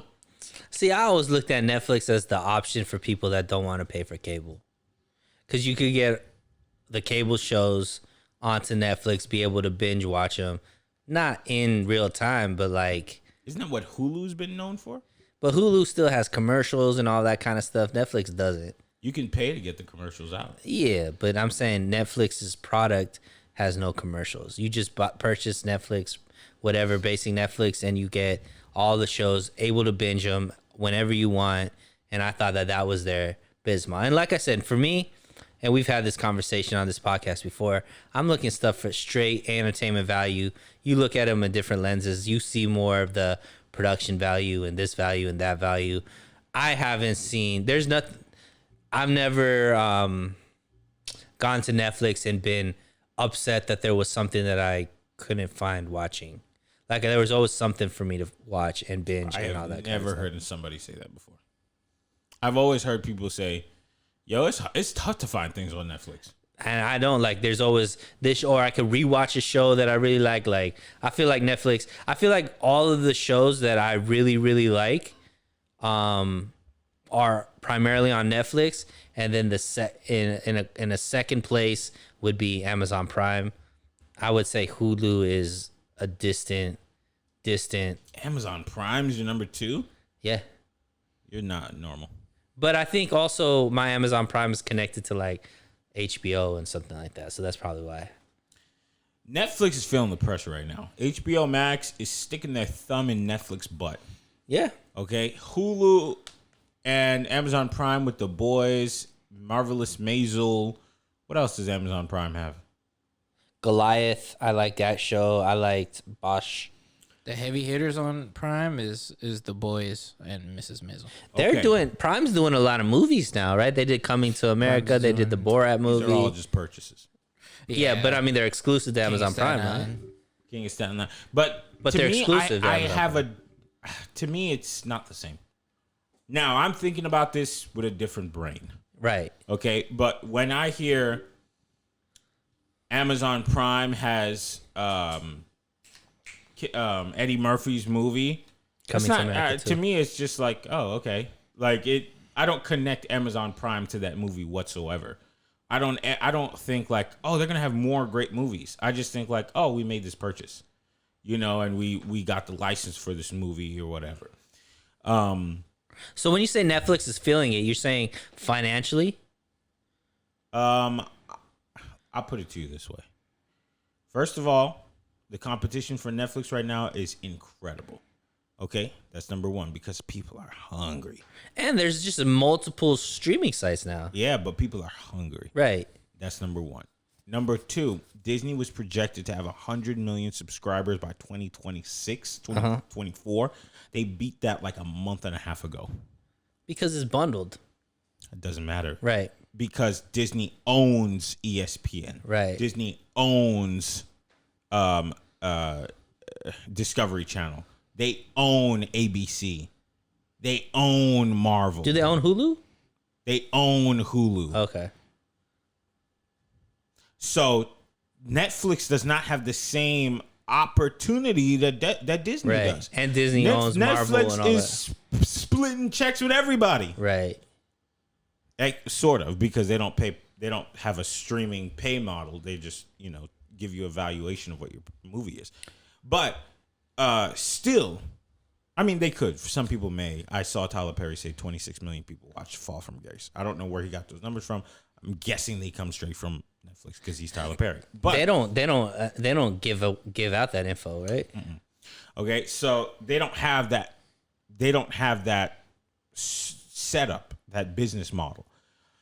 But Disney owns all these things, which is why Disney is not charging you $20 a month to watch all their stuff. Right. They could, but they can't. The last thing, though, is in the past year, Disney laid off like 26,000 employees from their parks, which was the biggest part of their business. What does that tell you? They are coming after Netflix because they lost 90% of their revenue. Right. We're not going to just put lackluster stuff out there. What does it tell you that they put $250 behind? What's the name of that show? Go ahead. The WandaVision. What does it tell you that they put another And that show is trash. $250 behind Falcon? That show's great. What does it tell you? They got a lot of money. No. Nobody's putting $250 on a TV show, on a mini series. I don't think you're going to be able to get Netflix the fuck out of here. I'm not saying that, but I'm saying pressures apply. True, but I think Netflix... Here's the thing. I think innovators innovate. Okay. And Netflix was the first. They did it when Disney always could have done this. Yeah. They've always had content. They've always had a catalog. This is only 10% of the business. But what I'm saying is, if Disney was an innovator in the sense of the way Netflix is an innovator, they would have already had this done. They're stealing Netflix's business model, and they're probably doing it better because they have the content. I think you're saying this wrong. Well, what I'm saying is, I think that Netflix will figure it out. They're definitely strapped because they don't have the catalog that Disney has. Mm-hmm. They definitely don't have the pockets that Disney has. They have deep pockets, though. But not Disney deep pockets. Okay. They don't have Disney deep pockets. Disney is a brand for hundreds of years that is the fabric of everybody's youth. I would argue that point, though. Some of these tech companies have deeper pockets than these legacy brands. True, but I don't think Disney is is that case. Okay. So, and Disney has made some errors when it comes to getting into this digital space. Mm-hmm. Purchasing certain brands, and ESPN's not doing very well, and because let's be honest, Disney is going more like political, I think, and they're going more woke and all this kind of stuff with certain brands. Yeah, and I think that has affected certain things, but that's here nor there. But what I'm saying is that I don't think just having deep pockets is going to be able to bully Netflix out. I think Netflix has something that's authentic. I think Netflix has cornered the stand-up comedian special. Yeah, I think that they have done great business with people like Adam Sandler and Dave Chappelle and stuff like. I think here's the thing, I think that artists trust Netflix more than they trust other platforms. And that's coming from, Dave Chappelle just went out on a limb to talk about how Netflix treated him in a certain way. And I think when you have the trust of a creator, when the creators trust you and they feel like they're going to get a good deal with you, I think you will always have a space. and you will always be competitive because at the end of the day, creator, like there's going to always be the creator that's going to go after the bag, but there's always going to be a space for trust with the creator. I think creators would rather have their product be out there without any restrictions or without any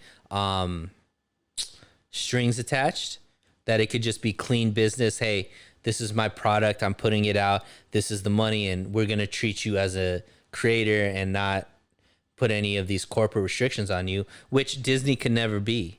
I think Monique would argue that point. Yeah, but Monique's argument was different.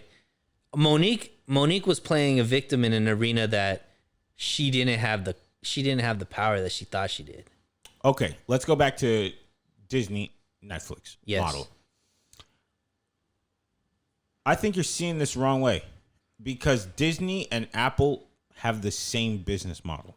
Okay, what they do is say, "Hey, what are you doing?" They send out that little worker ant or that ant that goes out and inspects everything. Is that working for you? Okay, go back. And then they find out everything that you're doing bad except for the weird sound on Disney Plus. And they have enough money to just overtake it and do a better job. They do their SWOT analysis and then they go. Apple does it because Apple waits 5 years to see if Samsung's doing something right. And then they say, cool, they did it right for 5 years. For 2 years, we'll work on it, perfect it. Then when we put it out, we'll just say we did it first, right? All these companies, especially the big tech companies, that's their business model. They look at what you're doing and then they steal it from you.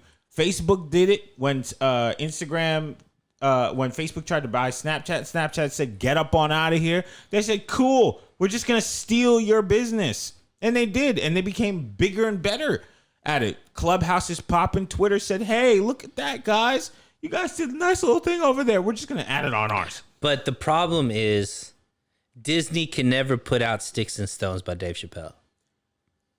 Yes, they can. How? Hulu. Yeah, but Hulu, I don't think is even close to Netflix. I think Hulu is Hulu. I don't think Hulu even competes with Netflix. The movies they have are trash. They have maybe TV shows that are on regular cable and whatnot, but I'm saying like as far as just the product, like if a show's on Netflix or a show's on Hulu, if that ever happened, I'm watching it on Netflix. I'm not watching it on Hulu. On Hulu, you have to deal with the commercial. On Hulu, you have to deal with like it's not as user friendly as Netflix. Like I'm watching Netflix. If a show's on Disney Plus, Hulu, or Netflix, I'm watching it on Netflix. I don't rush to Netflix. Me personally. I also don't watch things. So you're not the person that should be speaking on this. I think because Netflix, I'm aware. I'm saying, but you're talking about it from a business perspective. I'm talking about it from a user's perspective. I'm talking about it from the person that's actually going to invest. Disney can always throw more money at it, but Disney's not going to be able to put the same content out that Netflix has. Netflix has put. That's why they bought Hulu. But Hulu isn't putting out cuties. You want more cuties? No, but what I'm saying is a platform that would put out cuties is a platform that creators are going to flock to versus being censored by a platform that won't put that out. Yeah, but they're two different things. But I will tell you this. You can get a project on Hulu. Sure, but so let's say, for example, the Free Britney, that doc was only on Hulu. Or I would love to see, and I don't know the answer to this, the Fire Festival documentary that was out. There was one on Hulu, one on Netflix. I would be interested in seeing who had the bigger numbers. My money would be on Netflix. Well, of course, because Netflix has 200 million subscribers and Hulu has 35. But if Hulu was such a great product and Hulu has Disney's backing and all this kind of stuff, you would think that Hulu would be able to have more. Just got Hulu. It's been a year and a half ago. Okay. So, and their focus has been growing Disney Plus. It's clear. Hulu serves as a licensing platform so that Disney is ahead of the cable crash that's coming, and it's real close. I think that Hulu is not competing with Netflix. Hulu is competing with YouTube. TV. cool. But I still think that Netflix has a corner on this binge watching, commercial free content. You pay for a service, $12.99, $13.99 for it. And I know Netflix is gonna keep going up by $1 every year or whatever it is. But Yeah, because Netflix had put out that statement that says until their monthly cost is like $40 a month, they're not going to be profitable. right. But I don't know if any of these platforms are profitable. It can be. Yeah, eventually, but that's just like that's gonna be. I think most of these platforms. You know which one is? Which? Tubi. I thought Tubi fell apart. Still there. I have a movie on Tubi. Okay, but I don't think that they're profitable. Heck yeah. I didn't even know they were still around. So They are. People are making $90K a quarter on ad revenue. is Tubi the same thing as what like Kevin Hart and all those dudes were promoting? No, that We're was talking something about else. Zeus. No, something that started with a Q. Quick. Quibi. Quibi's Oh, yeah, no yeah. longer around. Yeah, that's what I was But thinking. Quibi is not the same thing as Tubi or Netflix, and it's not even a competitor. It's like TikTok Pro. Got you. It's 10-minute long content, so Okay. that wasn't gonna last. People are not gonna pay $5-10 a month for 10-minute shows. Right. Like, okay, I just either watch 1 minute, or I get on YouTube for my longer content, or I'll get on a streaming platform for my real long, professionally made content. So I thought Quibi was just not the greatest idea, and that came from a Disney ex-Disney exec. So, yeah, I think that Disney Plus,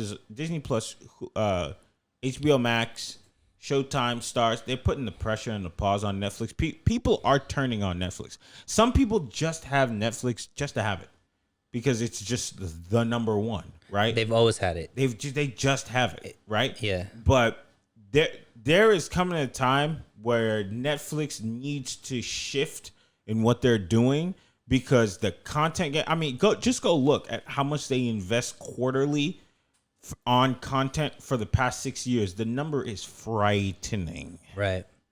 I just don't think that if I'm going to my best shows that I watch, most of them are on Netflix. You're unique. Maybe. Or maybe I'm just normal. I'm not industry like you. Where's your headphones at? I was gonna make a call. No, I know some people. I got a question for you. Speaking about industry. Okay. Joe Budden podcast. Okay. So clearly there's some drama that's going on there. You and me are both. I listened to the Joe Budden podcast religiously for a long time, and I started falling off recently. I think once they lost their Spotify brand, their deal. I was watching on YouTube, so I was caught it like 2 days later, whatever. But yo, man, can you explain that situation to me? Why did you fall off? Personally, I think that last year Joe Budden went into a different vibe, I would say, where he was very much like David versus Goliath, and he went into this whole he's a victim and all this thing, and everything was the white man and all this kind of stuff, and it got away from what I really enjoyed watching, which was his hip hop takes and his culture takes, which I think he had a very unique way of explaining, and he had a different perspective that I really admired and listened to in a different way. And I think he got away from that, and it was just like victim this and victim that, and it just wasn't as interesting to me anymore. Does that make sense at all? Or Yeah, I've listened to the show for about 3 years, maybe 3 years or so, maybe 4 years. Maybe 3 years. there are many times, I would say that there are more times than not, he's not an entertaining person to listen to. Mm. He used to be. When did you feel like he stopped? Probably like halfway through the Spotify deal. So we're talking about right around the same time then. Like halfway through when it just kind of became The tail like, end of the Spotify deal. Yeah, or so. I just, What changed in what do you think was the change at that point? first of all, he talks around in circles and in poems. And sometimes you need to be direct with what you're saying and be very clear. And there are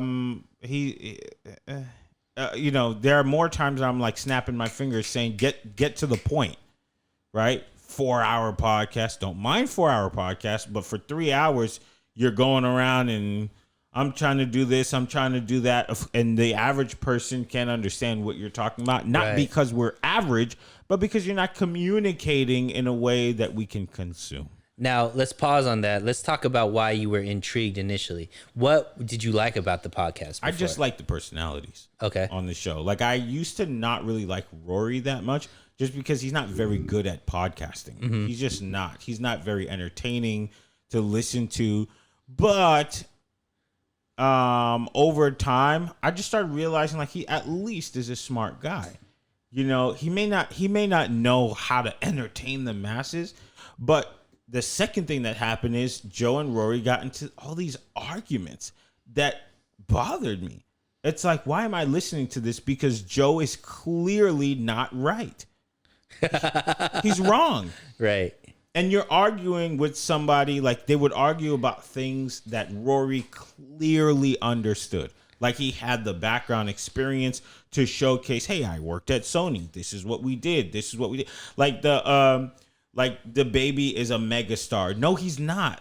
Argument. Like, no, he's not. He's just popping right now. You know? At one point in time, we all thought Fetty Wap was the next guy. Right. Was he a very big star at the time? Yeah. In the moment. He was a moment. Yeah. But like a mega star? No. Like, so it was these little arguments that eventually was like, oh, it's this white guy. Like, okay. All right. That's You know? when I started tuning out. Yeah. And When it's everything just like, was about race. Yeah. You know, so I didn't like that. And then, and he says a lot of dumb stuff. Like his takes on things, to me, as a person who's educated, a lot of his takes are stupid and they're demeaning and they're, I'm not going to say hurtful, but they put people in bad light. Like somebody like me, I feel like he said things like that in Miami take. Black people are going to do what black people are going to do. If they destroy the city, run out on tabs, get in fights, violate people. It's just what black people do. No, it's not. Yeah. And so takes like that drew me away. But I liked Parks a lot, but I think COVID also played a factor into it because once they started talking about COVID, nobody was consistent on the show, or except for Parks. Like he was consistent enough, but Joe would talk about how the white man is trying to kill us, but then he's off in like Texas with some chick. And it's like, dude, you have to be consistent with what you're saying. Your actions have to match your words, and they're not. So, I think when they had to start pushing out 2 podcasts per week, that really hurt them. Maybe because I think one of the podcasts they don't really take seriously. And also it was forcing content. Whereas before they were able to take a week and they were able to talk about, they had enough content to put out a 2-3 hour show per week. Now that went to needing to have 4 to 6 hours of content every single week.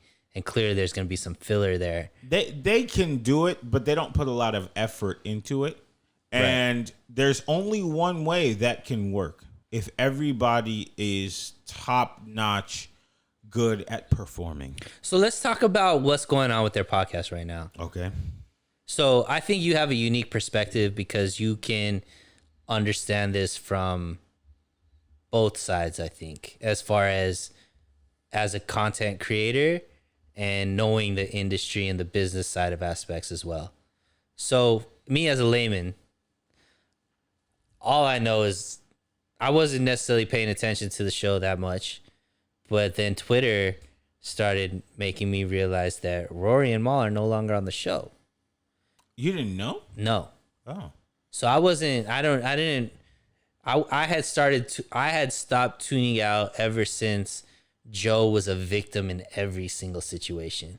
So like it was just kind of too much for me, where it was just like, bro, you're not a victim, my dude. Like you are a multi-millionaire, and you know you are a success story in all facets of the world. Are there injustices that are happening? Absolutely. Should you be caping for everything? Sure, but stop putting it out here like you're Rosa Parks or like you're somebody that's out here struggling when there's actually people you know what I mean? Like that narrative for me was a little off-putting. What do you think, he's right or wrong? Can you ask a more direct question? Because now he's partnered with it's like OnlyFans, but the less racy one. So here's what I think about Joe Budden. No, hold on one second. Sorry. So he's partnered with them, and the owner of that company said essentially, "Hey, this guy's right. Content creators are creating content; they're not getting paid what they're worth. So this is what we're trying to change the narrative so everybody can get paid." So he sided with Joe. It's a white guy, you know. So do you think that maybe he was right about a few of those things? Yes. Okay. I think that So you're telling him to shut up and dribble? no. Yeah. I'm saying that stop forcing it. It can't be every narrative, Joe Budden. It can't be that every single time, every single situation, every single like instance, you are the victim. It's funny because Redman just wrote me, "What do you think about Rory and Maul striking?" Talking about it right now. The streets are talking. So and does that make sense? Yeah. Because I think that definitely if you in certain instances, absolutely, my dude, I am going hard for you, Joe Budden, in saying that you are a victim and you should be fighting for this, and I will support you. But every single time, my dude, What are the every single times? I just think whenever there's a narrative, he's always gonna be, it is the white man that's oppressing the black person. And he never sees it any other way. And in my mind, it's not 100% of the time. Like there's gonna be some instances when it isn't that dynamic.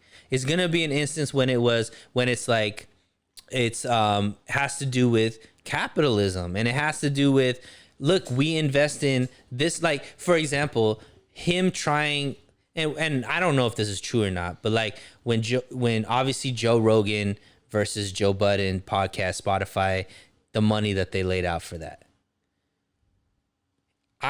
He made it seem like it's because Joe Rogan is white, that's why he was getting the type of money that he was getting, versus the fact that he has the biggest podcast maybe in the world. It has nothing to do with that you're black. It has to do with you are nowhere near the type of you have nowhere near the type of following that Joe Rogan has. But Joe Rogan also brings on guests to his show every single week. I'm fine with that, but I'm saying the fact that it was, instead of bringing that up, it was more about that Joe Rogan is a white dude. This is why they're willing to give him this money, and they don't care about black creators. I mean, that goes back to what my dad said.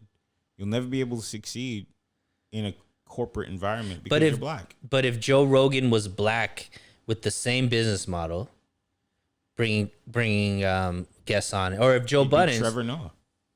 Yeah, but do you think Trevor Noah if he went to Spotify wouldn't get a big deal?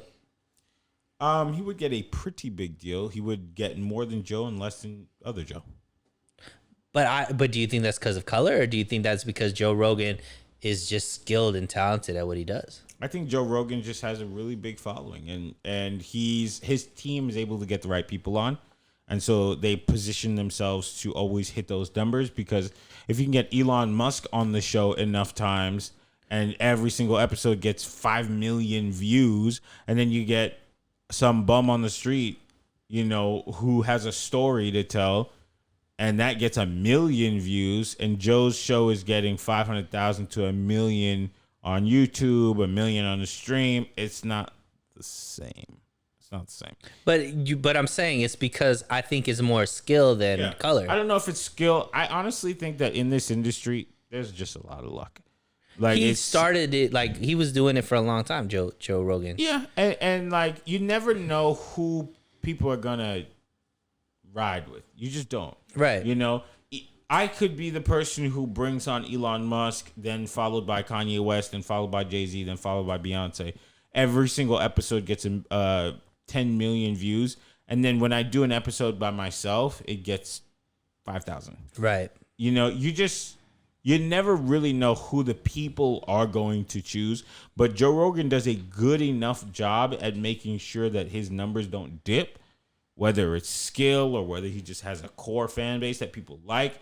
Whatever it is, he does a good job of making sure that his numbers remain consistent. But going back to the point with when we were going back, like, what do you think that is the issue? Like when Joe Budden says it's always about race, like that's it's not always about race. But in his mind, the way he projected I don't know his situation enough. I'm just going based off of what he says. I don't know what deal he didn't take. I know that what he was saying made sense in the sense is what is a stream, what is valued.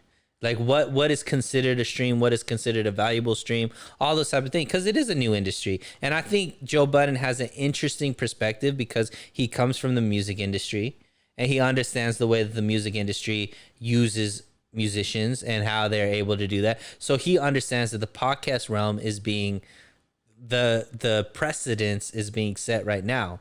So he's trying to fight for it in a way that maybe other podcasters won't, that aren't don't have the same experiences as him as a musician. Yeah, well, we're not going to though. Well, but what I'm saying is I understand that perspective. So when he's passionate and arguing that, I get it from that perspective. Mm-hmm. But when he brings race into it, and I do think there's a component of race involved, but when that's the only reason he gives, and it's just because I'm a black dude and these white men don't want black people to succeed, that's when it's more kind of like our earlier conversation when it's like, all right, like we're going to just make it so that people don't think you could be successful because of this color of your skin. And to me, let that be your narrative. Hey, if it's true, it's true. If it's not, it's not. But for me, that's a less interesting conversation for me to spend my 2-3 hours a day listening to versus any other content that's out there. Yeah, I think something I learned when I was a viral video person. Who listens to your podcast? Not only how many people, but who, where they live, how much money they make, all dictates how much money you're gonna make. Absolutely. Do you know that? Like YouTube, let's say you're on YouTube, you make a video that gets 100,000 views. Right. But they all come from Greenwich, Connecticut, or wherever Greenwich is. And maybe 50 come from Greenwich, the other come from Newport, California. And then you have wealthy areas is what you're trying to say. Mm-hmm. And then you make a video that gets 10 million views, but it comes from Haiti. All of it. That 10 million view video might make you $5,000, but the 100,000 view video might make you $25,000. And you're saying this as a Haitian, just for everybody out there. Yeah, just it's because Haiti being not as wealthy as Newport and Greenwich. Yeah, in general. Right. But they pay attention to that kind of stuff. Who's listening? Because are they gonna put a Mercedes commercial in in the one where people can't afford Mercedes? It's a waste of money. Right. Right. So of course the commercials that are playing there are not gonna pay the same that the wealthy areas are gonna. So this comes into a factor, which is 50 Cent talks about this in his book. I don't remember which one, but 40. Nah, hustle okay. harder. Where he says he doesn't want to make content that's seen or viewed as urban, and it's strictly for a business purpose. Right. Because once it hits urban, once it's black, once it's this, it limits the reach. Right. Right. So when Eminem had his rap movie out, it was out in, let's just say, 4,000 theaters. When it was 50 Cent's turn, he hired a white director with awards background. He did everything that he thought he was doing right, but when the movie comes out, they just see it as a movie filled with Negroes shooting each other. Black movie. Okay, so instead of it being seen in 4,000 theaters, it was seen in like 1,500. Right. And it's not going to make the same money. It's not going to be seen by the same amount of people. It's not going to be advertised everywhere. So that could be another thing that these large companies are turning around saying, hey, man, nice work that you did with your 1 million, 2, 3, or 4 million streams or views. But the people that are watching these aren't valuable to us. Joe Budden can't sit there and say black culture is dip out on the check, ruin things and all this kind of stuff, and then say to a corporation, hey, the customers that I'm bringing or the type of people that I'm bringing to your platform are going to spend a bunch of money, when he's saying that black culture is skip out on the bill. Mm-hmm. Yeah, it just doesn't match. It just doesn't match. Now, I hope this doesn't turn around and smack us in the face, because I know that he's the type of person to call people stupid and dumb, and you just don't understand the position I'm in. But look, once again, go back to I'm the victim. But let's talk about what's going on. So Joe Budden obviously has had a podcast for they've been at it for a long time, right? Like even before they got 6, popular. 7 years. Mm-hmm. But it's only been popular maybe for the last 3-4 years, you'd say? Yeah. Maybe 3 years. So anyways, Rory, Mal, Parks, Joe Budden are the main 4 characters. Mm-hmm. In my mind, Joe Budden's always been the star. Mal, Rory, Parks have been ancillary characters that, in my mind, could have been anybody could have been there. And in my mind, I thought the show was going to be there. But when you create a brand that's with these 4 characters and it is what it is, now all of a sudden, I don't think it's been revealed what the actual issue is. Yeah, but he talks about it. But it's not financial, right? It's more of like a personal type of thing where we don't know the details of it. But I'll explain to you. Well, Rory and Mal are no longer, or right now at least, boycotting the show. They haven't been on for the last 2 episodes, right? Yeah. So Joe says that he thinks they'll come back in a month. So 4 weeks. Yeah. So what he's saying is, and it's very clear that there has been tension between Joe and Rory. It's mainly Joe and Rory, and Mal's kind of taking more of a what's it called? Like a principled take on it, right? Kind of being like, I actually don't know why people say that, but okay. So what do you? So let me go back twice. Go ahead, speak on it, man. So Joe and Rory argue a lot, and it doesn't feel like banter. It just feels like they just don't like each other. Okay, right? That's the take I get. Even little tiny things where Rory says something, Joe says he always does this, and it's like, what did he do? So there are things that we hear as the audience that it's not entertaining.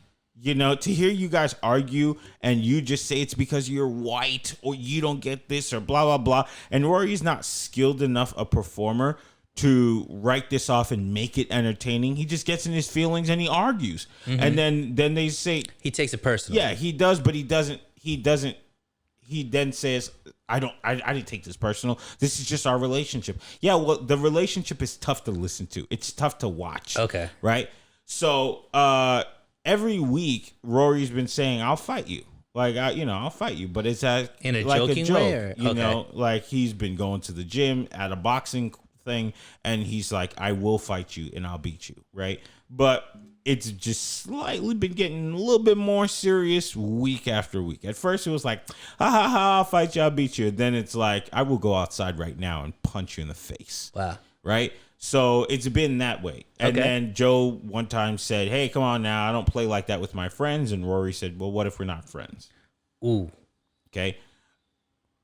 After that, I believe Joe said that he kind of took that personal. What do you mean we're not friends? We are friends. Everybody here is friends. And he said that the podcast and the way that they've been arguing has made him begin resenting Rory. So he, on his own, went to Rory and said, hey, I think you should take a couple weeks off. Get your mind right. Let's just separate, because there's a lot of tension. Well, so this was week after week after week. Oh, yeah. Like, literally in June, July-ish, during COVID, Joe was, like, on Rory for everything he said, and it was kind of some innocent things, to the point one time where Roy was like, dude, are you okay? Like, and it was on the show. He was like, is there something wrong? Do we need to hash something out?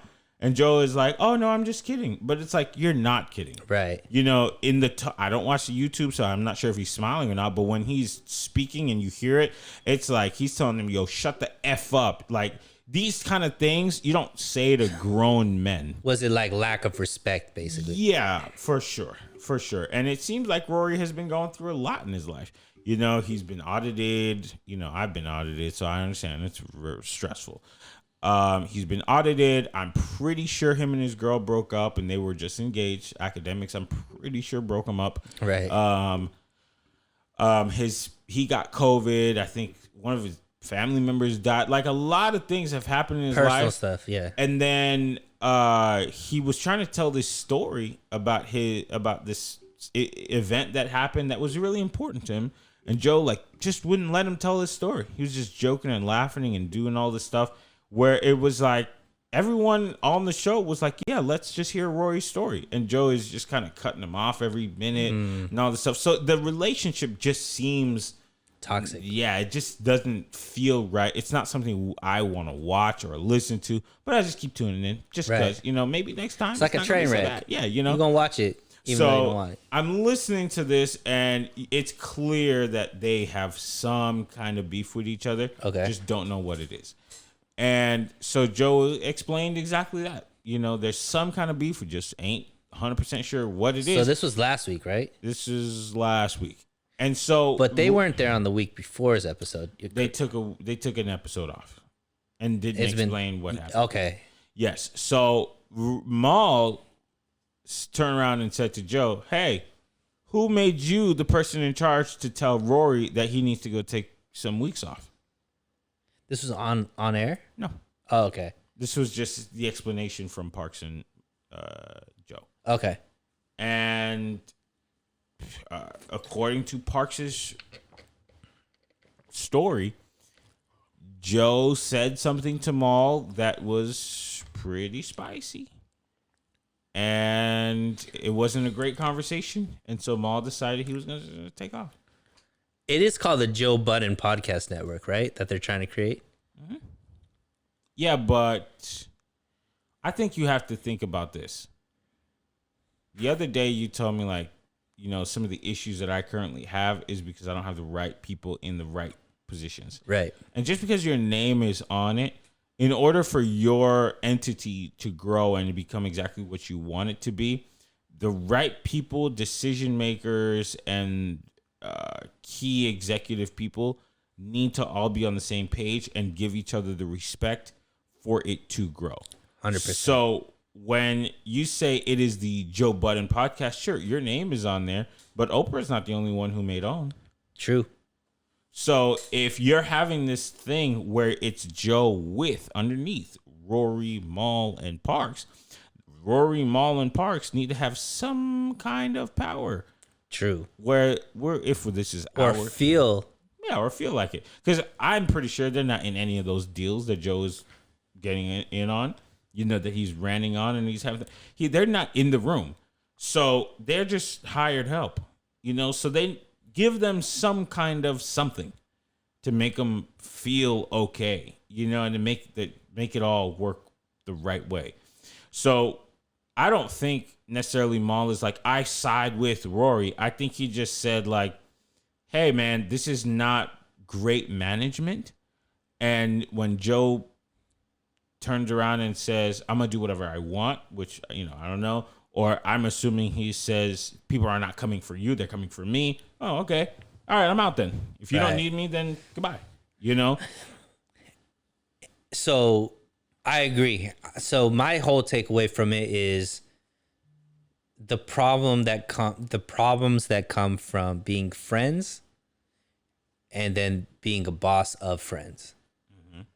So the problem is Joe Budden when they were just a show trying to make it, it was called the Joe Budden Podcast. Mm-hmm. But because there was no money being made or there was no visibility and they were just talking about this is what's going to happen and this is what we're working towards, and it was just fun and building towards something, everybody was cool. But now it's the Joe Budden Podcast. We're getting 500,000 to 1 million views per week, and we're making money and we're making money moves, and now we're taking this direction this way and that way and this way. It's no longer just we're just friends doing it. Now there's decisions being made. We're not just flowing, we're strategic, and I'm the boss now. And I think that's where the issue is coming, where it's like he's looking at them as employees, not just friends, in the sense that I think that that's where Rory and Ma are like, I'm done with this.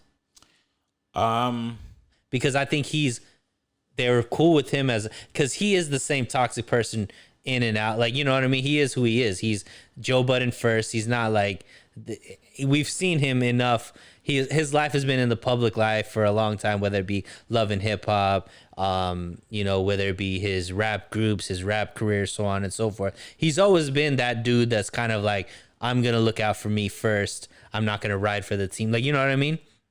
So they've always been cool with that as friends and been like, oh, Joe Budden, that's just who Joe is.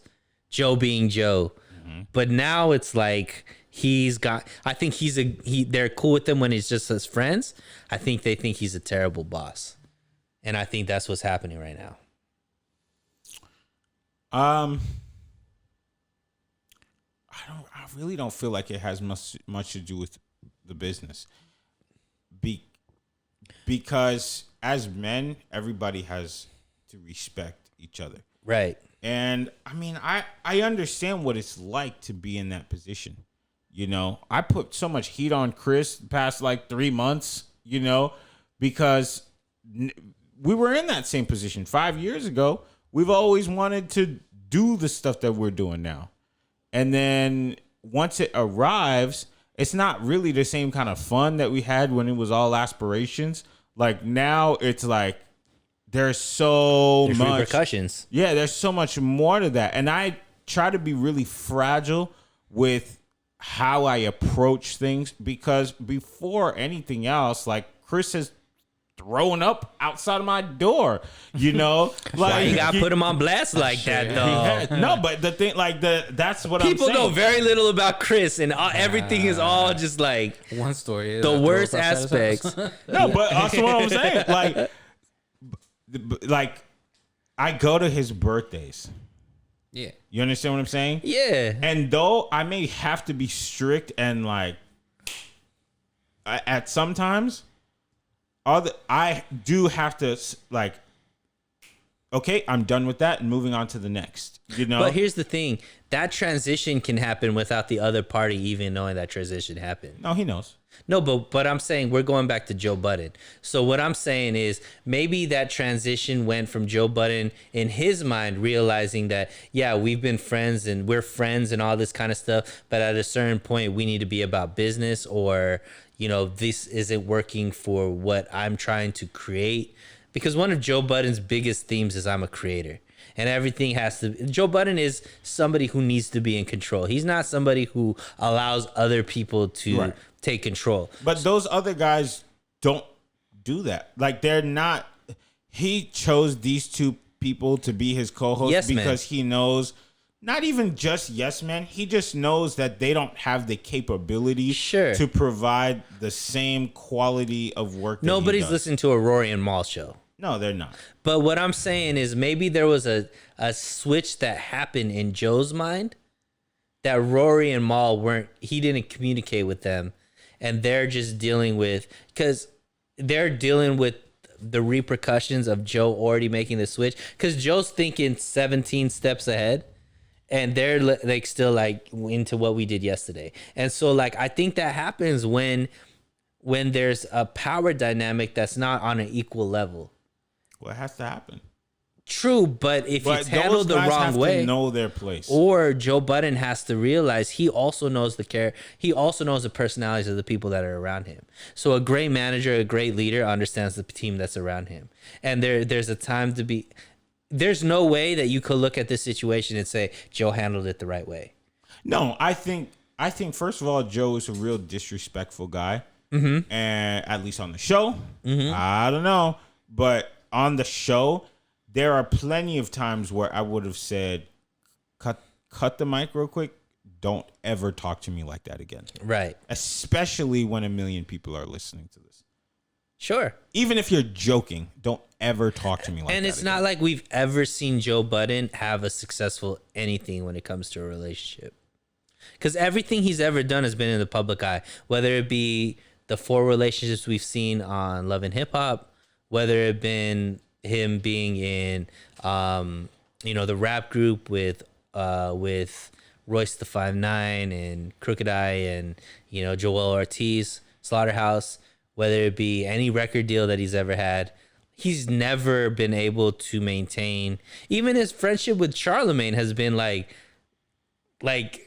up and down and so on and so forth. So to act like there isn't a history of Joe Budden messing up relationships is just being naive. Yeah. So in the last episode, he explains like, oh, it's because Charlemagne said that everything I touch turns to crap. That's why everybody believes it. But if there's a track record of that, yeah, you can't constantly keep saying you the victim, man. You're not always going to be the higher road dude. And I think Joe Budden tries to play off that he has this moral superiority, that he's this some moral principled dude that he's not, man, because your success rate at certain things would be different if you were that principled, because he is an extremely talented individual. He is engaging. He tells stories in a great way. He has a perspective that is a very unique that I don't think everybody has. He is terrible at maintaining relationships. Yeah, and that's the key to building incredible businesses. Right. It's the key. I'm not here to judge him on what I don't know all the details about. So I can only judge on what is presented to me. But with that being said, I do think that sometimes you have to be a disruptor to win. But you first have to find out what game you're playing. True. Do you think the Joe Budden podcast can be the Joe Budden podcast without Rory and Mal? It's not something that I would be supremely interested in listening to. Only because their dynamic is what makes the show work so well. Everybody's like cool with each other, because with Ice and Alex and Savon, Joe doesn't even interrupt them. He just lets them speak, and then he takes his turn. And it's like, He's shook right now. Yeah, it's a little different, you know? He would have to rebrand. I think Joe Budden has always been the star. He is. And I mean, his other podcasts I don't think are doing very well. I think that Joe Budden can create the Joe Budden podcast without Rory and Mal. The problem is he's going to have to start from scratch again. Yeah, and that's a mountain to climb. You know, but I think he could do it. He is extremely entertaining, extremely talented. He is uncomfortable right now. He is looking at it. He's trying to play the tough guy role, but he realizes he's shook, because at the end of the day, I think he is a very sensitive person, and I think he really loves Rory and he really loves Mal in a way a toxic person could love a person. Yeah. And they left him. And he's not in control right now. And that is a place that a toxic person that is very open about his mental instabilities, he doesn't like that, and he has to figure out a way to produce content on a weekly basis in a space where he's probably still haven't dealt with it in a proper way, and he's trying to be tough when I think he's torn up inside, which is where you're seeing him being easier on the people he's on a podcast with right now, because he thinks he's messed up, but because in a way a narcissist could care.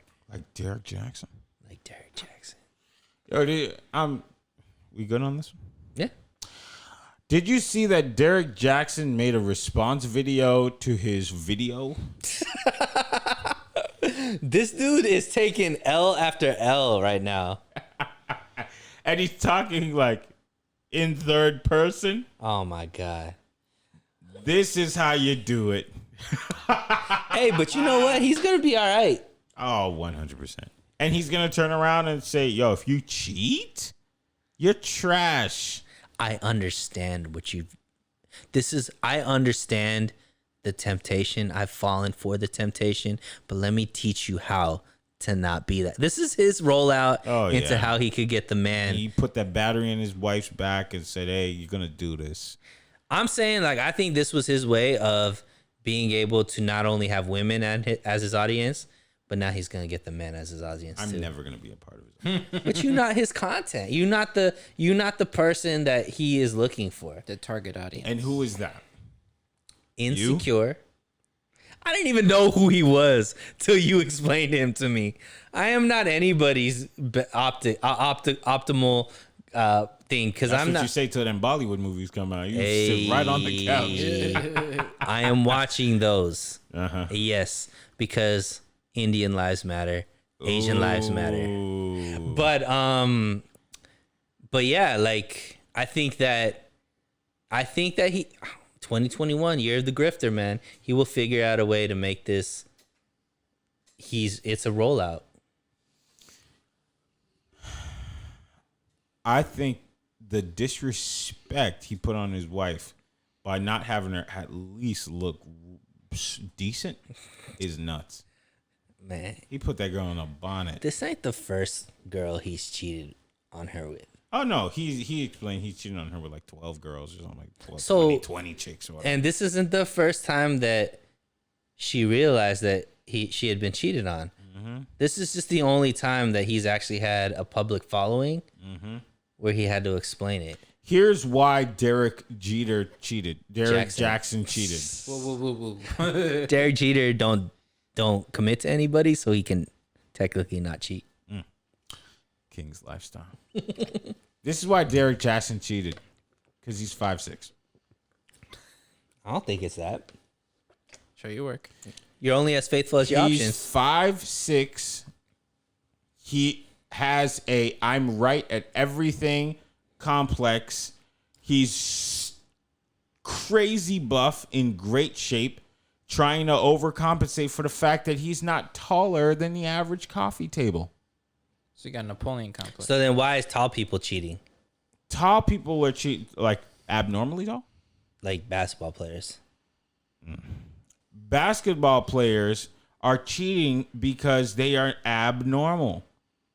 And they didn't have the time to do this. They spent their whole lives dribbling balls, and then they find out, hey, yo, when I reach this pinnacle, I'll have every option in my life. Before, my life wasn't about women. They didn't really care that much about me because I was spending all of my time over there. Or I was stuck to having the cheerleader, the number one cheerleader at the school. That was the only option for me. But what if I want a nurse?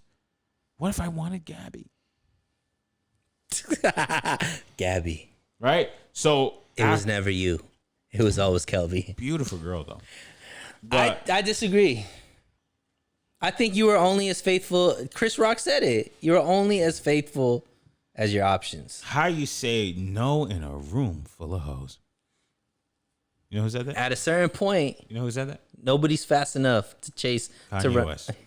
At a certain point, nobody's fast away to run away from these, unless you are extremely unless you don't want to be part of that lifestyle. Yeah. But Steve Carell's never cheated. David Jackson, is that his name? Derek Jackson. don't know Derek this guy's Jackson. You said Jeter, so This is true. But Derek Jackson is cheating because he is getting girls that are throwing themselves at him. Yeah, sure. If he had to actually Because he's overcompensating. No, because he is in the limelight and girls are throwing themselves at him. Why is he in the limelight?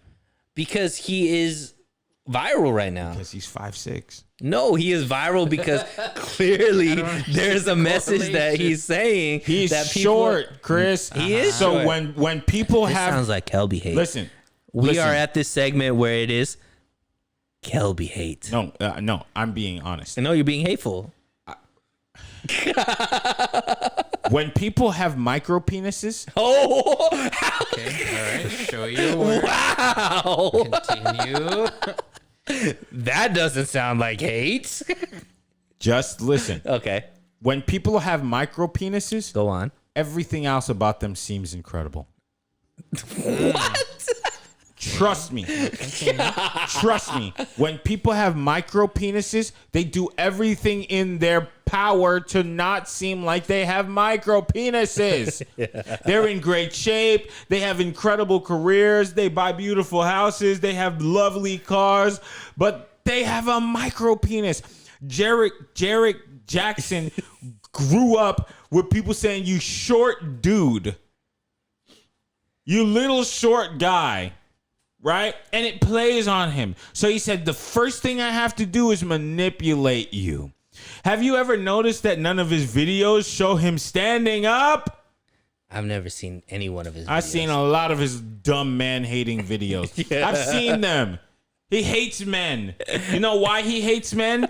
Because they said you're They're all short. taller than him. So he gets incredibly buff and he becomes the one that panders to women. So women didn't like him because he used to be nipple height. But now they're like, wow, he's so sensitive. He's so smart. He's in tune with our emotions. So he's overcompensating because he's the average height of a dog. That's false. But I see what you're saying. Yo, Scientifically, that doesn't Kelby make sense. is on one right now, and I love it. Okay. Keep going, Kelby. So a 5'6" man who's never had those opportunities in his life and gets buff, gets famous, women love him. Guess what he's going to do? Explore his options. However, you can tell I'm right because look at his wife. So explain Kevin Hart. What about him? Kevin Hart is exactly what I just said. That's what I'm saying. He's literally what I just said. So short people are gonna cheat when they get famous. Yeah. Have you ever noticed that a beautiful person has no personality? A fat person is funny. A short person is funny. Somebody who's not very attractive is smart. The people who run the world are ugly. But beautiful people, they don't have to do anything because they're beautiful. But a short person has a vendetta. An abnormal person has a vendetta. Drake said it best in his song when he said, "Oh my God," he said. Drake said it best. He said, when I go back to my high school reunion, I'm gonna make sure that everybody got to go through security clearance. That's not because they have to, because he's so important that he's Drake. It's to show you that the boy that you doubted years ago is here. That's insecurity. Drake's insecure. Yeah, Okay, absolutely. that's why he cheats. I don't know the man's life, but I'm sure he does. I'm sure he does. Okay, he does. I'm sure he does. But that's insecurity. That's what happens. You build up something that makes people love you. And it's typically what makes people love you makes you hate someone else. Can I be devil's advocate? What is it? So, would you agree that you've had an experience that you thought was going to be a certain way, but then when it actually happened was different? Well, yeah, that's life. Okay. So say for example, you're a person who genuinely is a good person. And So not me, I guess. but let's just say, let's take any of these people, and in their mind they were going to have this relationship or whatever it was, and they thought it was going to be a certain way based off of their experiences or whatever the case may be, and it ended up not being that certain way. Or they thought that there was going to be certain options that they would only have. They never thought that they were going to be able to have enough money to buy the Mercedes. They thought they were going to be Toyota Camry owners their whole life. And they were happy with the Toyota Camry because in their mind, they were like, I can only get a Toyota Camry. So I am here happy with this Toyota Camry. But all of a sudden, they're like, wait a minute. I could get a Mercedes. I could get a Lamborghini. In fact, Mercedes and Lamborghini are giving me the keys to their car. Are they wrong for wanting to test drive the Mercedes? That's not how it happens. I disagree. They always want the Mercedes. I disagree. But what they do is they tabulate a plan that makes all Camry drivers look bad. And that's how they get the Mercedes. So you think it's an active thing? Oh, yes. Okay. I think that can be the case, but I also think there's an alternative route where it ends up being An accident? not an accident. I think it is more like when I was driving this Camry, I told him I would be committed to this Camry because at that moment, I only thought that the Camry was the best that I could get, and I really enjoyed this Camry. That's before you made the plan. No. What That's I'm before saying you made was, the plan. Go look at the dude who stole McDonald's. He was married to a regular, and then once he got McDonald's, he was like, "Yeah." so let's take it full circle. Black culture. Okay. Is the dude that McDonald's has to be all people that cheated? Is he the representation of all cheater culture? Just because you said that we can't just take one black person's experience and make that all about black people, can we take one cheater's experience and make that all about cheaters' experience? It's not about cheaters. It's about narcissism. Oof. It's about insecurity. It's about pain and vendettas. I'm not saying I'm not caping for Derek Jackson. I'm not caping for Kevin Hart, but I am caping for those good guys that at one point or another have cheated in their past, but it wasn't strategic. It just happened. He's still with his girlfriend. Yeah, I am. You don't want to talk about the... Yeah, go ahead. she might listen to the show. Yo, yeah, Gabby, yeah. it's Cut not it off. you. It was him. Were you a bad person for Gabby? Was I a bad person for Gabs? Are you Derek Jackson because of what you did to Gabby? So, I went out with Gabby a few times. The first 2 times... Don't be trying to cape. It was a simple yes or no answer. Just listen, we're on a podcast. He's trying to let explain me himself talk. away. He told me this is Let toxic. me talk. All right, speak, King. The first 2 times I was out with Gabby, I said, boy, is this girl fun. She's a lot of fun. Mm-hmm. She's beautiful, too. When I say Gabby's, like, I sent the picture of me and Gabby the Red Man, and he was like, well, damn, right? She's beautiful. However, after about the second date, I knew this wasn't it. Okay? Why? Because she was into Wiccan stuff.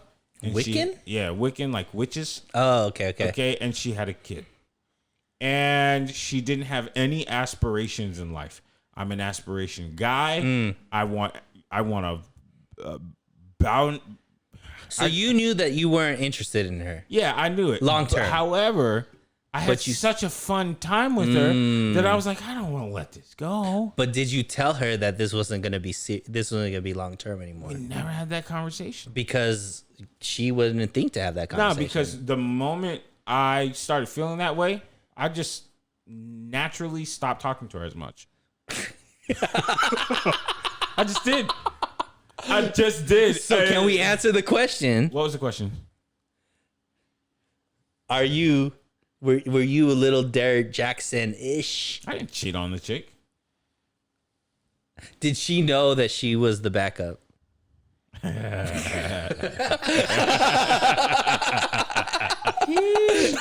Whatever say a woman is a backup. Did she know? She's important. Did she know? I never said out of my mouth, hey, you are backseat. However, I did say, I am speaking to a couple of people, so on and so forth. So she knew she wasn't the only one. Yeah.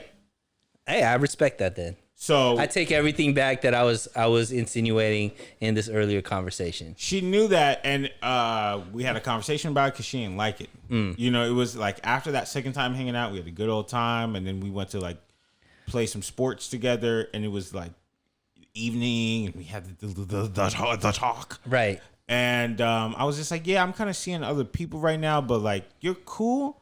I don't know what switched in my head, but I'm not a huge fan of people who don't have any goals. Like, so you told her straight out. Yeah, I have nothing but respect for that. I'm seeing a few other people, but you're cool. But I didn't say like I'm about to cut you off though. That's not cheating, and you didn't cut her off. No, we were never an item. So I think that if you give the other person, whether it be female or male, because this could go for male or females, if you give them the option to make a choice, you give them all the information and you give them the option to make a choice and they make a choice, it's not on you anymore. If you give them all the information and they still choose to move forward, that's not on you. So I respect that. Yeah. Which goes back to Derek Jackson cheated on his wife 12 times. If she continues to stay in that relationship, you can't be mad at Derek Jackson. No, I mean, and you can't be mad at the rollout of him holding her hand in her bonnet and doing whatever he needs to do, because at the end of the day, you didn't know Derek Jackson's wife before. Wait, hold up, man. You asked me all them questions. So you never had a little jump off that you like she was right for one or two things for you, but the rest you were like, man, I don't even want this. But you were like, I really enjoy blank and Is the blank. camera on me right now? The camera on him. Damn. Which one you wanted? So what was the question? So you're telling me you've never been with a girl who you're like, this is not going to be anything, but I just enjoyed this 6 months that I'm going to be with this chick. I have been all aspects of the realm of what a person should be. I have been the toxic asshole. I have learned from that. But initially, I think it comes from what you talked about. Initially, I was an insecure dude. I didn't realize what my capabilities were. So Insecure about what? I think I grew up in a group of people where I felt like I was always the other option. Me too. But I became a great wingman. Right. And I was an excellent wingman. But I always thought the person that ended up with me was not because they chose me. It was because they had to settle for me. Yeah, that's all that was left. Right. So I think that me growing up, because my friend circle growing up was, I think, amazingly good looking dudes that were just, I put them on a pedestal and they deserve to be on it in that way. Yeah. So when I started, before I was able to realize that, yo, like, you that dude too, I was probably dealing in an insecure space. And insecurities lead to bad decisions and terrible decisions. But it wasn't because I was, what's it called? It wasn't intentional. However, I can't sit here and act like I don't deserve blame either. I deserve the blame because at the end of the day, I made those choices, I made those decisions, and the repercussions are my own to deal with. But moving forward, I've learned and I'm matured and I've gotten better because of it. there was a certain time where I realized what I was capable of, and I used that as well. What is that? What does all this mean, Chris? It means that I was toxic and I'm better now. Okay. I'm saying that I understand all levels of the game. So you've been Gabby and you've been me. Yeah. And Have I've you been ever seen Derek Jackson, and I've been The Girl at the J Lo, Bar? and I've been the girl at the bar, and I've been all of those things. Don't ever be the girl at the bar. I've been me in the car dropping the girl back off, and I've been the girl that's made the 50 phone calls because of whatever. I've done all of it. So I understand is what I'm trying to say. Oh, I want to say something Sunil told me years Say it. ago. No, because we're going to have to cut it out. But it came from a place of wisdom. It came from a place of wisdom because I'm older than you. So it came from a place of wisdom. This is like 2012. Right. So 9 years ago. I'm like 7 years older than you. Okay. So I have been through I think I your wanna just ages. say it. Whatever. Say it. Chris, I'm listening. when I was 22-ish, 23, me and Sunil went on this trip together. And we stayed in a hotel. And I was on my computer. And I had a different sense of motivation at the time. So ladies wasn't like my main thing. But it was just slowly creeping into my life because I was talking to this. Baddie. Oh my gosh. Baddie. Certified. Like, Top shelf. Yeah, like literally probably one of the prettiest people.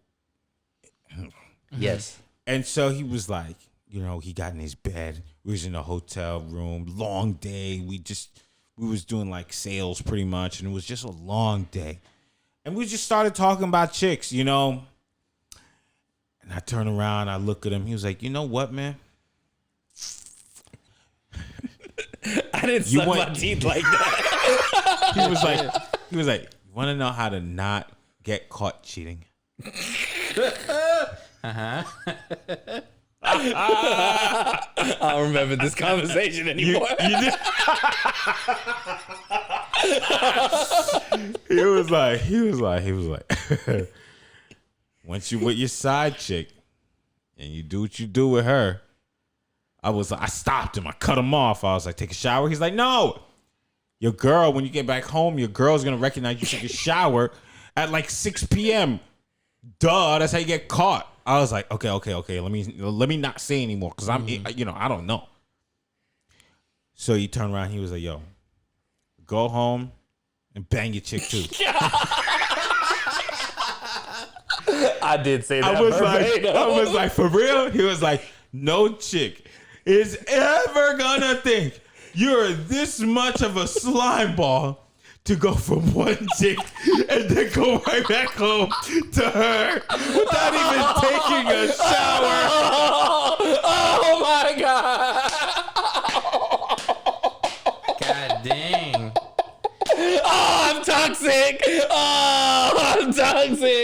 I wrote that down in my notebook. I was like, that's for real? The end of the podcast.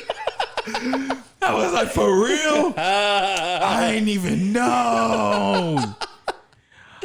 Oh man. Y'all are crazy. That was a word of advice. I went to sleep thinking about that. I woke up in the morning texting old girl like, hey, what's up? In my mind, I'm about to cheat. You're not even my girl yet. Yikes. But I'm gonna cheat. I would have never cheated. Yo, if she didn't tell me that one thing that she likes men that treat her bad, that's why she but Oh man. I would have never cheated on her. But after you told me that, I would have cheated all the time. Oh man. Hey, that's sage advice that was passed down from generation to generation. Your dad told you? No. Not my dad, but elders that I grew up with definitely imparted that wisdom on me. Elders. And they said, hey, if you want to make sure that your girl doesn't think that you're cheating, you gotta fuck her.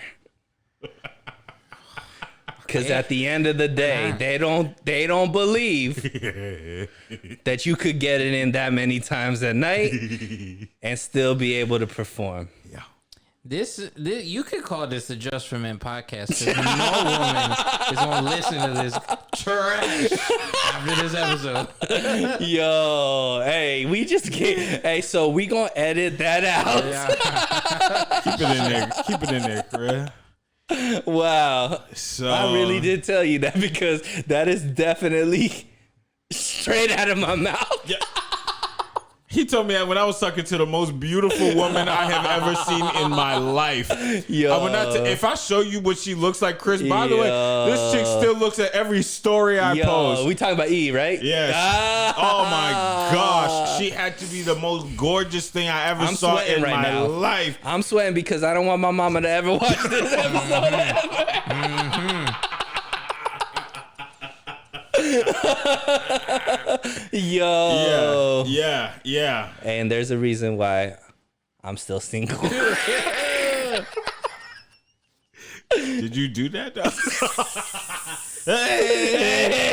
Yo, change the subject. I've never done that. But I've also never been in a real relationship. A couple here and there. I've grown as a person. Little fights where I was trying to leave the room. Yeah. I left my keys in there. That's a good story. Boy. Yeah. LA's a tough I can't believe you still remember that. Yeah, I remember it clearly. I was like, Yeah. damn, for real? Yikes. I'm young. Yikes. Yeah. That's advice though. LA's a tough place to date. Yo, It's a tough place. I think dating in general right now is tough. Not But just do you ever COVID, feel but like what I'm you- saying is I think it's this is gonna be toxic. I don't even should I say it? Say it, man. You've already Controversy revealed. sells. All right. I think it's harder to date as a man than it is as a woman. Why is that? So what would you say women are attracted to? You want me to be general and say stability and kindness? Let's just talk about personality wise. Okay. I think women are addicted. I think they're attracted to a man that has duality. So, you know how men like Say one aspect. If you think like what is a one prevailing characteristic? manly. Would you say confidence is a part of that?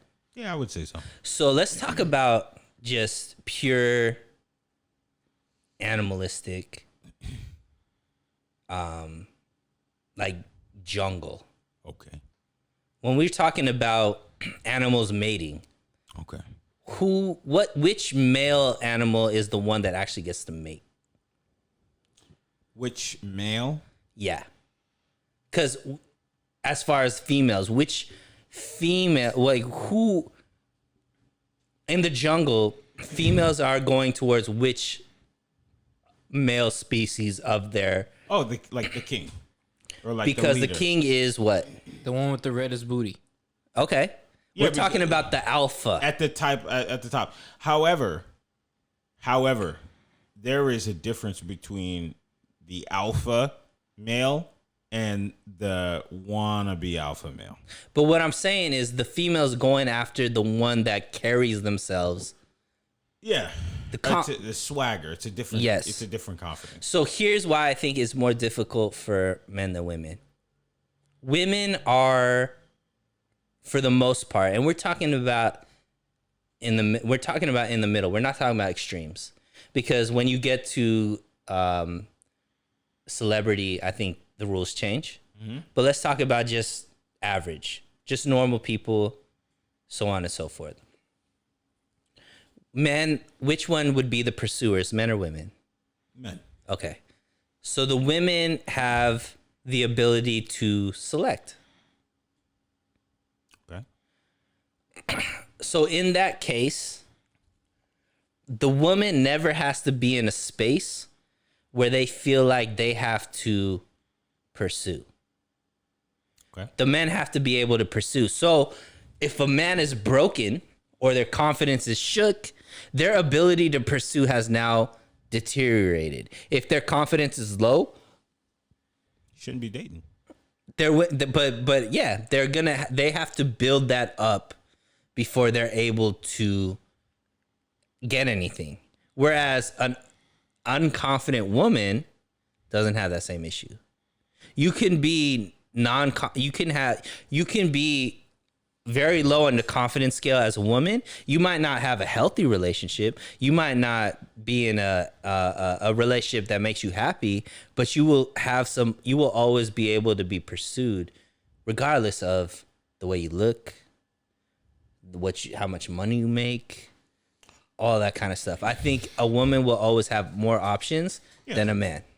Yeah, no matter what. Like, even though there are more women than men, right?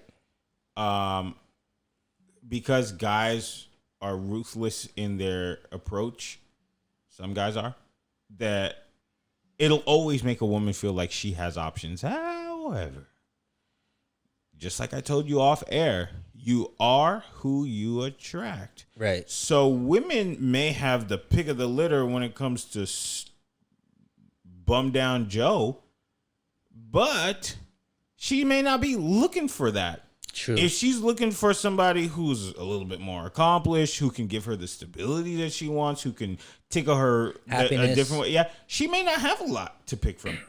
Especially if she's in a like flyover state or somewhere that like it's just one of those places that doesn't produce those type of people, and that's what she wants. She doesn't have a lot of options. Similar to men, like for me, one of the things that I really like in a woman is a confident woman. Now, I don't love overly confident. You know, you don't like cocky or arrogant. Yeah, no. But you have to know that you're smart. You have to know that you're beautiful, and you have to have the confidence to pursue things. And something that I keep running into, until like the last maybe couple years or a year or so, are women who have just real low morale, really, really low. And so instead of saying, well, what's up with these women? I'm turning around and just saying, hey, what's up with me? Right. Why am I attracting these women that just don't match with me? Because I'm a confident guy. I may not be like a perfect guy, but I know like I'm good at my job. I know I can have a conversation. I know that I can make money. I know that I can make other people money. I know that I know I'm educated. I know I'm funny. I know I'm this. I know I'm that. If I had 2 pack of abs, it's over. Right? But why am I keep attracting people or women specifically that have no aspiration, that don't think they're pretty, that don't even try to do anything for them? So what'd you figure out? So it's me. Okay. Something is missing in me, in a sense of either I am allowing them to be attracted to me, or I'm taking that attraction and saying, well, I guess I don't have a lot of other options right now. Come on. And I'm letting them infiltrate the temple. So I think we're talking about 2 different things. No. So what I'm saying is, I think the rules are all the same when it comes to a healthy, satisfying relationship. Because at the end of the day, I think what you're saying is absolutely true. You have to be completely, you don't have to be perfect, but you have to have a certain mentality to understand that it is a give and take, and you have to be working together towards having a successful relationship. So I think that's always going to be the same, regardless if you're a man or woman. To have a healthy relationship takes a level of maturity and a level of understanding, sacrifice, so on and so forth. And that's for anything, to be successful in anything, especially a relationship. But what I'm talking about is just in generalities, to be able to get it in, to be able to just have like fun, or to be able to have those transient emotions, or just like moments, or just like the feeling, the empty feeling of just like fun, one night stand, whatever the case may be, it's always going to be easier for a woman than it is for a man, in my estimation. The way that shifts is when you start like getting to a different level in the scale of things. So maybe you have money, maybe you have a different level of like your looks, level of celebrity, all those kinds of things. So I think that a celebrity male like a Brad Pitt is probably living the same type of lives as like a hot girl. In the sense that in the sense that like That's how he's doing right now. yeah, like in the sense that like his a level of effort is probably the same level of effort as a hot girl has to have in a club. Yeah. And so that's Maybe what I'm a little saying. bit Like, more, but yeah, but like that's what I'm saying. So when we're talking about who has it harder, guys or women, when it comes to dating, I think when it comes to having a successful relationship, it's all equal. But when it's come to just like attracting a mate or having like some kind of fun, I think it's easier for a woman. But here's the thing I'm agreeing with you, and I'm bringing it back to my point. You are who you attract. Have you ever been like, I want to go out, I want to have fun, I'm about to like hook up with a chick, whatever, and then the only ones that want to come back home with you? Never. No, I'm saying like you're disappointed by the outcome of like, oh, that's the one that wants, like that's the one. You know what I'm saying? I do understand, but I'm saying I've never been in that situation. So you don't attract. I think that I've never been in a situation where I felt like I wanted something and I didn't get something that fit in the genre of what I wanted. So you can point and choose. No, but I've never had to settle. I think those are two different things. I've never been like, all right, this one. I've taken one, but it was to help out a dude, like my boy. But it wasn't like I'm like searching for something. It was like, you know, you had my boy was getting this girl, and like you gotta make sure that They're a friend, yeah. I understand. It is hard for a guy because if you look too good, then they say you got all the ladies. I don't want to touch you. If you look too bad, then they say you're a creep. And I've always felt that, but I've always felt like, for me at least, I've always had like a certain standard of what I was attracted to, and I've never been like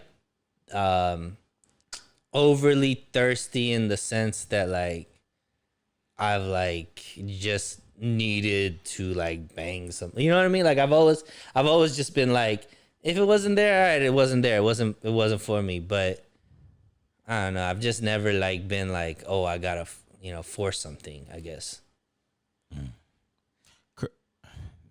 Sorry, I have no say in this conversation whatsoever. It was a good listen, though. Oh man, Sorry. I'd love to chime in, man. but no. Yeah, it's tough. Are you looking for something serious? yeah. I mean, looking in the sense like, yeah, I would. Anything that I get into from this point on is going to be with some kind of value in place. I'm not gonna waste my time.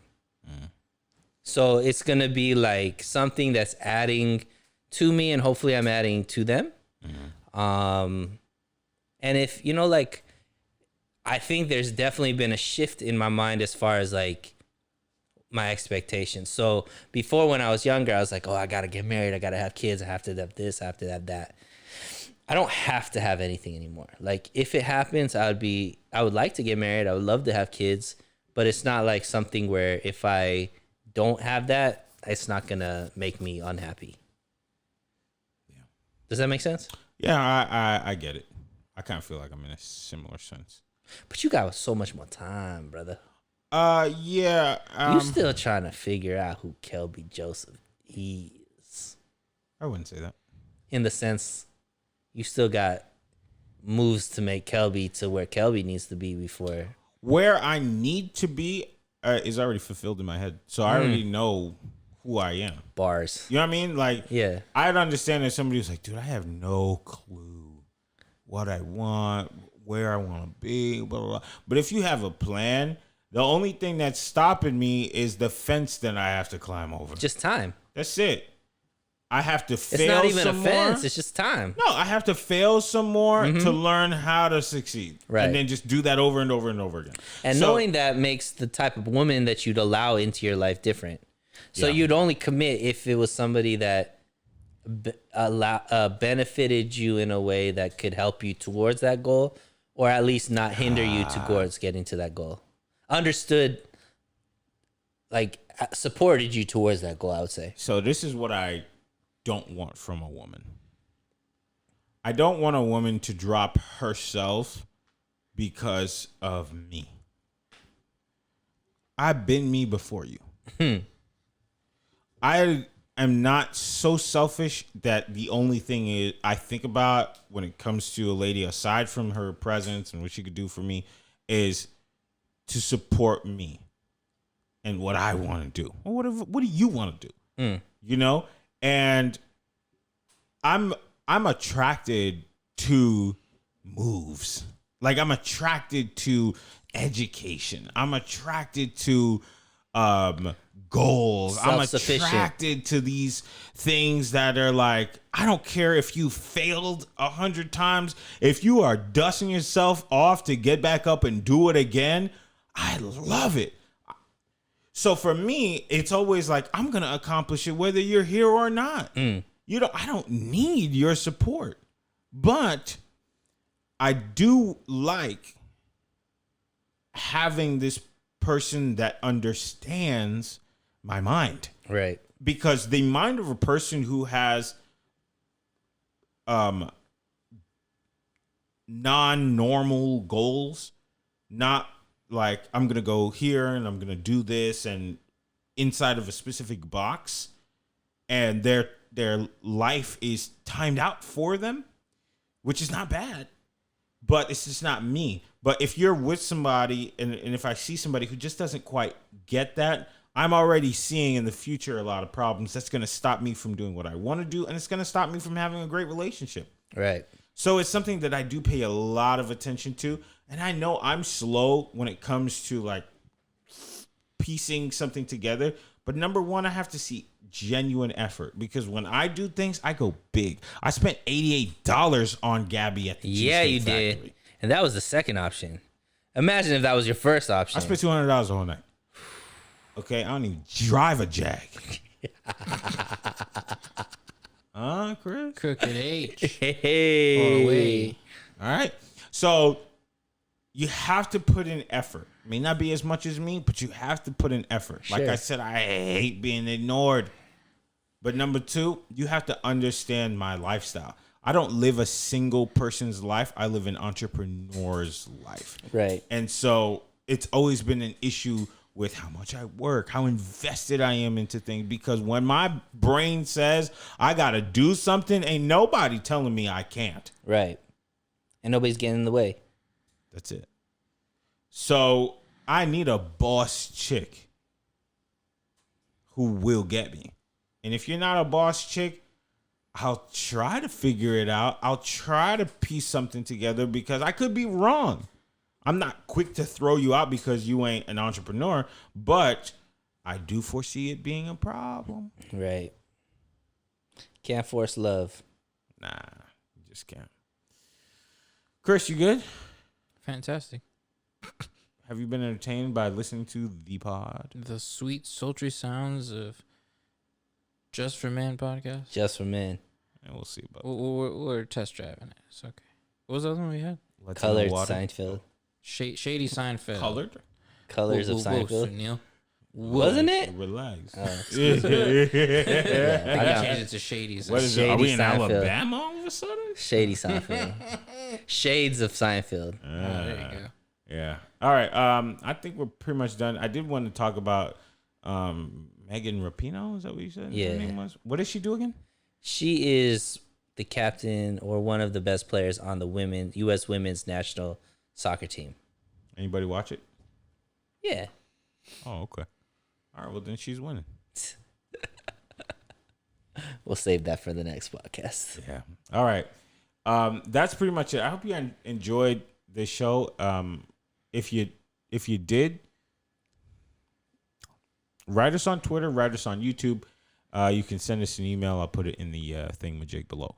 If you want us to talk about something specific. Also, if you know Gabby, tell her I said what's up. Hey, give us some ideas on the names. What you feeling? What you not feeling? What should we test drive? Yeah, let's see. We're looking at all names. I'm hoping to pick one within the next month. Yeah. It's a good goal. Okay? So if you want to be a part of that, reach out to us, write it in the comment section, yada, yada, yada. For now, it's coming out still on the old Black Stars schedule, which is Tuesday audio and Thursday video. If it changes, we'll let you know. And that's that.